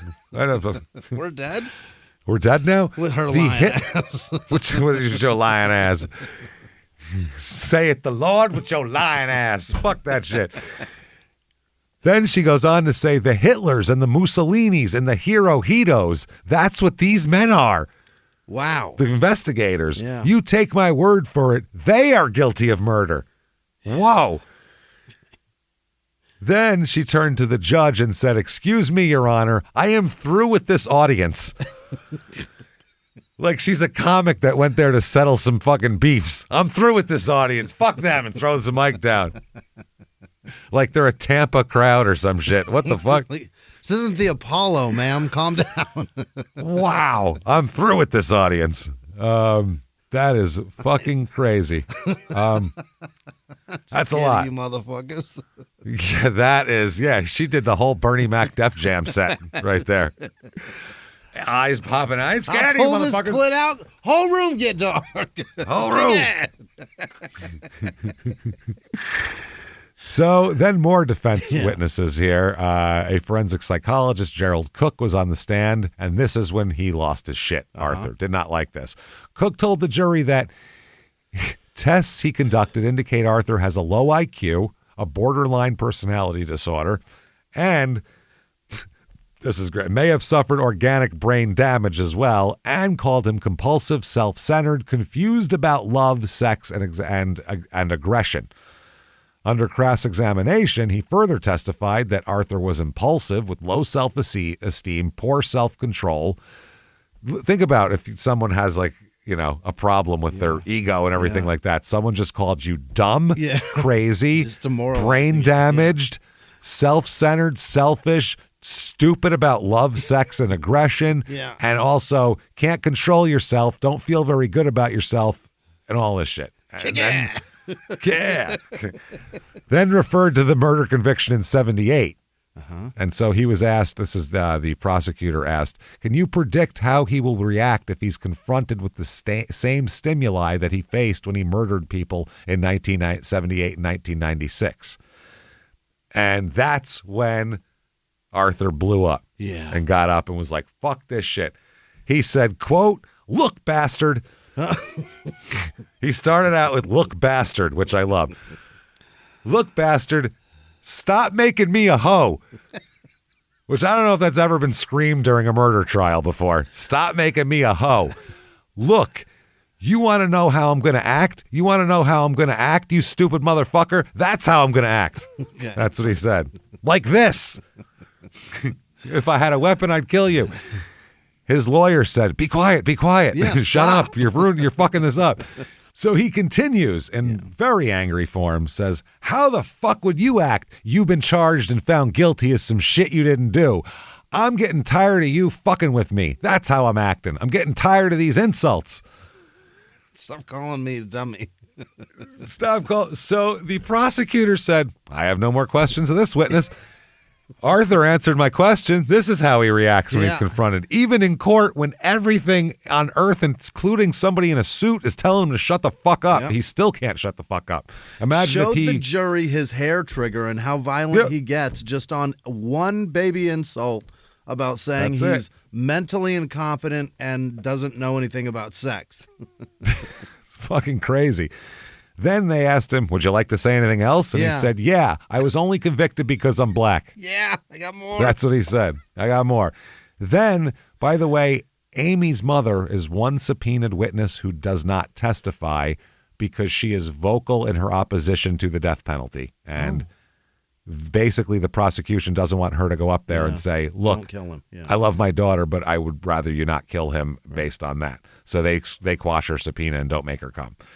Because she's a really nice, anybody who's not immediately hair trigger, like kill that motherfucker and actually sticks to their beliefs. That's a pretty good person. Yeah, a really good person. Don't put her through this shit either. That's the other thing too. So the jury comes back in glowering at him, according to this newspaper article, which is a bad sign, by the way. Bad sign. Yeah. And they say to him, you, sir, may fuck off. Death penalty. Oh, my. Even if they weren't going to do it, he talked himself into it. Good God. He the only time I've ever seen anyone do worse in the mitigating phase is Sarah Boone, literally. Went up there and insulted the victim. And that letter was amazing. And that's the only way you could do it any worse, is if you did that. That was crazy. So funny. Okay. After the jury read it, then Arthur asked to address the courtroom again. The judge refused, so he turns around. Amy's mother, Gail, is sitting right there. He flips her both birds and tells her to go fuck herself. Oh, my God. Then threatened to kill her and her two other alive children. I'll kill the ones you got left. That's what he said. While insisting he didn't kill Amy, by the way. But I'll kill the rest of you. Wow. The prosecutor says, quote, this last gesture demonstrates what a vile, filthy, disgusting human being Arthur Bomer is. Yeah. I think that sums it up real well. Wow. Amy's mom afterwards said she was satisfied. She said 12 people deliberated very, very hard, and they made a decision none of us had to make. She said she's an very outspoken death penalty opponent. She said there will never be closure. Amy's gone, and we miss her very, very much. Right. He doesn't really matter at this point. So in 2000, they're trying to get a law passed called Amy's Law. Mm-hmm. So the United States Congress attempted to pass the law.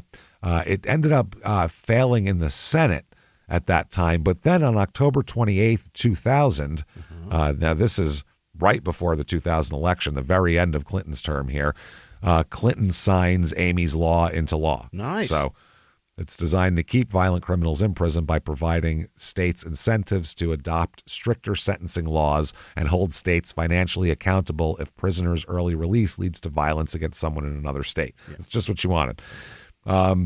Now, by 2000, they're still talking about Maria Cabuenos' murder because they have anything on it. Mm-hmm.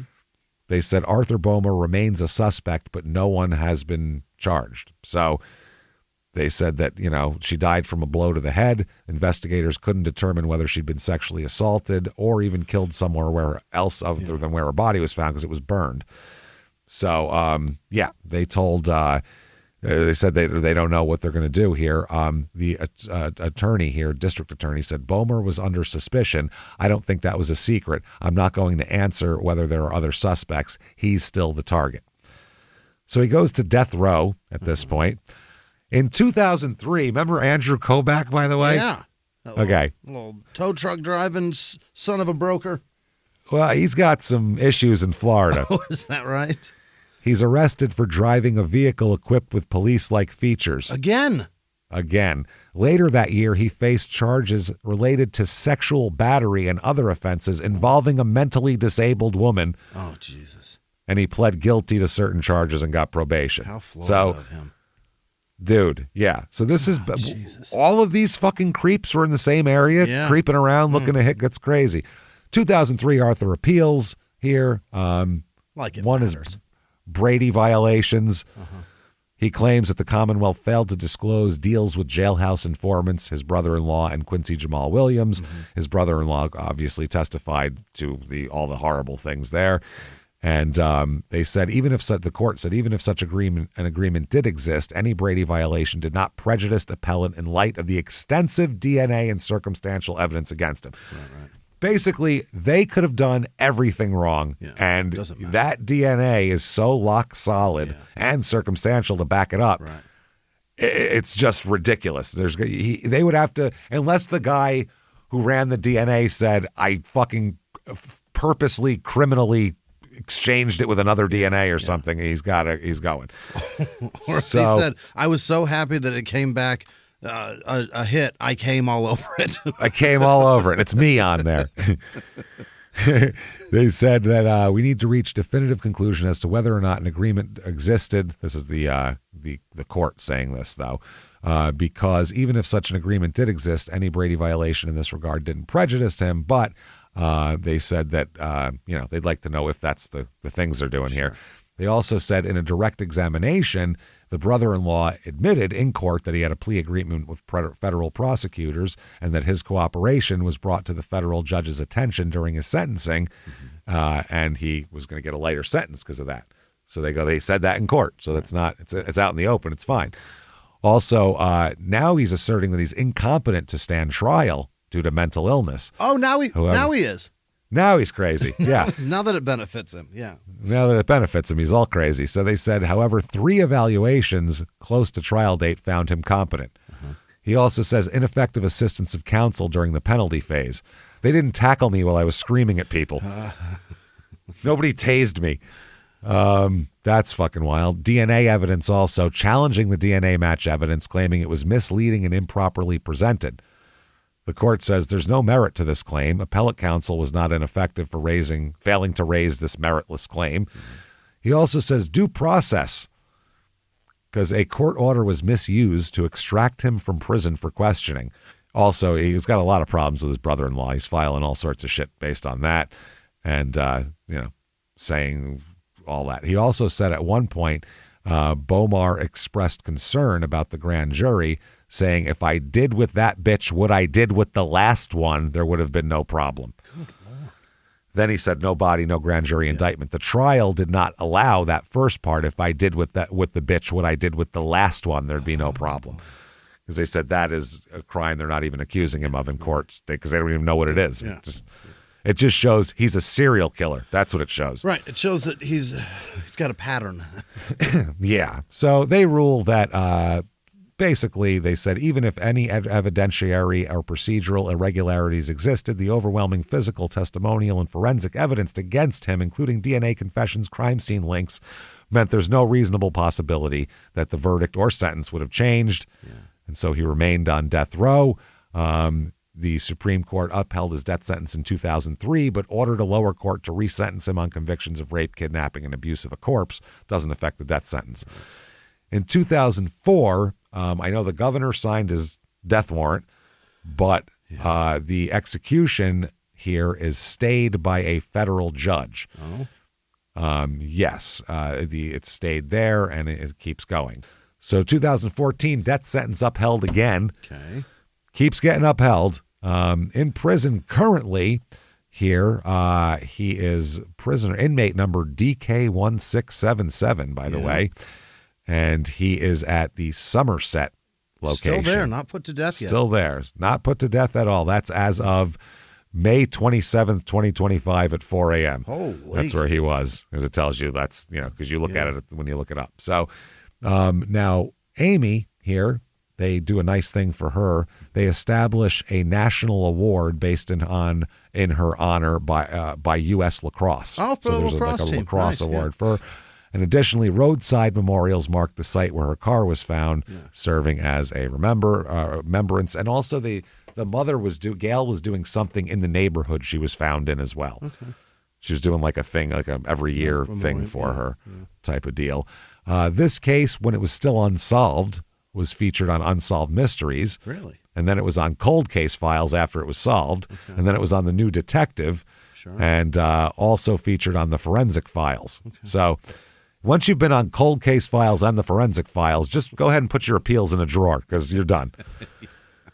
I don't think you're going to win any appeals, man. It's not happening there. So there you go. There is Chester, Pennsylvania. God dang. Fucked up story. That is a fucked up story. Unbelievable. All over the place. I can't believe that's not the fucking that's crazy. Household name, Bomar. That's what I mean. Hey, we don't know how many people he killed, but we know he killed at least two for sure. Yeah. About 98% he killed Cabuenos. Yeah. So we know there's 3. And then he said the last one, and that was one that was before Amy. Yeah. So that's, we're talking about decades long guy. Yeah. He could have disappeared women forever. Yeah. We don't know. This is scary shit. And ran from Vegas. Who knows how many he did out there. In the desert. Oh, yeah, God. It's terrifying. Yeah. So anyway, keep your eyes out. Look out for people like that. And definitely also go to whatever app you're on and give us 5 stars. It helps a lot. Really does. If you like the show, that's a great way to help out the show. Only takes 30 seconds, and it really, really helps us out. Way more than 30 seconds worth. So thank you for doing that. ShutUpAndGiveMeMurder.com is the website. That is where you're going to get all of, number one, merchandise and also tickets for live shows. Starting in September, we're back on the road pretty consistently through the end of the year. Get your tickets for Seattle. It's the day after Portland, which is sold out. Get your tickets for Philly, D.C. Those are getting close too. Sure. I think there's some left in Irvine, maybe a couple in San Diego. Get all your tickets right now because we're pretty damn excited to come see you guys out there. So ShutUpAndGiveMeMurder.com. You definitely also want to follow on social media. We are at Small Town Murder on Instagram, at Small Town Pod on Facebook. Definitely get Patreon. My God. Yeah. If there's one thing we could recommend to you, it's Patreon. There it is. Not just because we get the money, but because it's goddamn worth it. We really throw down on Patreon. Anybody $5 a month or above, you're going to get way more than $5 worth. You're going to get hundreds and hundreds of episodes of bonus shit that you've never heard before immediately to binge on subscription. Then you get new ones every other week. 1 Crime and Sports, 1 Small Town Murder, and we just give it to you all. Just whatever we put out, you get. This week, what we're going to talk about is going to be there's this weird baseball league where they play by 1864 rules with 1864 equipment, like the beginning of baseball. It's so weird.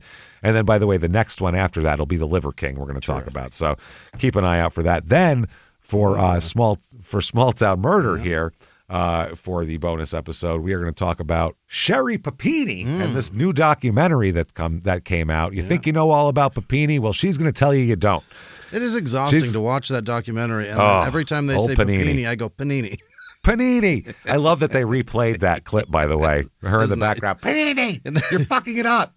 And then he goes, I love it. Papini. Papini? I don't fucking know. He'd much rather call her Panini, too.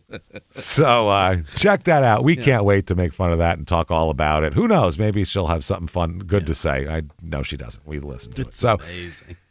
Get in there and get that. Patreon.com/CrimeInSports. And you're going to get a shout out at the end of the show, which is right now. Jimmy, hit me with the names of the people who would never, ever be serial killers who stalk us coming out of bars to bump into our cars and murder us. Jimmy, hit me with them right now. This week's executive producer, Rowan8436, Peyton Meadows, Liz Vasquez. Thank you. Happy Hour checking in West Memphis, Arkansas, Janice Hill, and Andrew Gillen. Thank you all so much for doing what you do. You're phenomenal. Thank you so much. Other producers this week are Julie Yemker. Yemker? Y-M-K-E-R. How do you do that? Yemker? Sounds about right. Imker? Might be Imker. All right. Well, there you go. Thank you, Julie. Freak O'Fark, James, is a fan of yours. The old Arkansas license plate from back in the day there. Very nice. Trevor Morales, Drew Patania, Jennifer Devaney, Devaney? I don't know. Krista Merrick, Trisha Lynn, Derek Hasenstab, Lynn with no last name, Missy Blanchett, Sean Kreitzman, Daniel Hoft, Travis Farr, Lynette McIrvin, Alyssa Hernandez, Tiffany Narikis, Shelly with no last name, Taryn Wright. I'm gonna have some munchos. Please do. Your stupid opinions reviews that we have left over here. Well, these are good. Stacy Herb, probably Herb. Fiona with no last name, John Shea, Kyle Bell, Lori White, Deneen. D-E-N-N, no, 2 1 N, 2 E's. Deneen, that's it. Elias, Deneen? Elias, Elias, Branaby, Emily Cornwell, Cornwell, yep. Yeah, sure is. Margaret Spear, Ryan with no last name, Jenny Moravik, yeah, it's Moravik, Moravik, Piper with no last name, Della Griffin, Abby Cantrell, Zach Delaney, Hezekiah, with no last name. Hezekiah? No, Hezekiah. I swear it. I can't see it. Anthony Burt, Emma Balargian, Balargian. I don't know. Wow. Quite the handle. Your guess is as good as mine. Veronica Peters, Dixon Herbutt, James. That's absolutely a real person. Dixon Herbutt. That's a very okay. That's I like that name. Yeah, cousin his butt. Lisa Goss, Doug Flores, Carlos with no last name, Wyona Fuller, Allison Taskey, Leanne Tilwilger, Megan Bell, Lauren Davis, Samantha Morelli, William Haney, Austin Baker, Scott Funches. Yep, wow. Jessica Dawson. Melissa Danker, Alex Hunkins, Bob Rowe, not Rob Lowe, Bob Rowe. Or Bob Ross. Or Bob Ross, or that other Mike Rowe. Stephanie Moore, Jax with no last name, Lucy Herwood, Brittany Nywood. Lucy Hiswood, is that their... We got to get them together with Dixon Herbutt. Yeah, Dixon Herbutt and... Dixon Herwood. We got my wood, his wood, her Lucy, wood, his butt, butt. my butt. Yeah, there's a lot there, man. A lot to unpack. Brittany Nyman, Catherine Sweet, Reese with no last name, Christy Edwards Steen, Amber Glembin, Haley Garena, Adam Peabody, Tammy M, Peabody. Robert with no last name, Colleen London, Sybil Graham, Brian Finilla, Heather with no last name, Racy Kuhn, careful with that one, Julia Wallen, Karen Ladika, Sherry, don't you know? Don't you? I don't know. I don't know. I know now. But I wish my girlfriend was hot like you, evidently. Shayla Sadorf, Lillian with no last name, TJ Burgess, David Jeremy, Stacy Durand, Tracy Hayden, Aaron with no last name with an E, N-N-Y, E-R-Y-N. Let's just spell the whole fucking thing. Say, where does that go? What letter is where? I can't figure Jamie it out. Weiland, Robert Makooch. Robert Makooch. Do it, Makooch James. and Herbutt and Dixon and I am fucking. That's you guys a real are perverts, man. Makooch. Makooch. James Perrier, Wyatt Smart, Jay Moulter, Katie with no last name, Laura Shrua, Jessica Richards, Matt, Paula Pink, Kelly Wisdom, Kendra Cap, Jackson Weehee, Wayhee, Krista Snyder, Heather with no last name, Jason Castleman, Joshua Polzewski, Funky Butt Lovin', James. He's a real person. Jessica Andrews. Why not? Tonight, add her to the list. This is a day. In this crowd, sure. Nicole May, Christina Shut, the fuck up, Andrea Flemister, Fleamister, Robin Duvall, Beth Shepard, Carlos Jackson, and obviously all of our filthy patrons, you dirtbags. I love you. Thank you for everything you do. Thank you so much, everybody, for all that you do for us. It means the fucking world, and we just can't thank you enough for everything. Mm-hmm. Thank you, and if you want to follow us on social media, real easy to do that. Shutupandgivememurder.com, drop-down menus take you everywhere you want to go, so do that, and come back and keep hanging out with us. Oh, my God. And until next week, everybody, it's been our pleasure. Bye.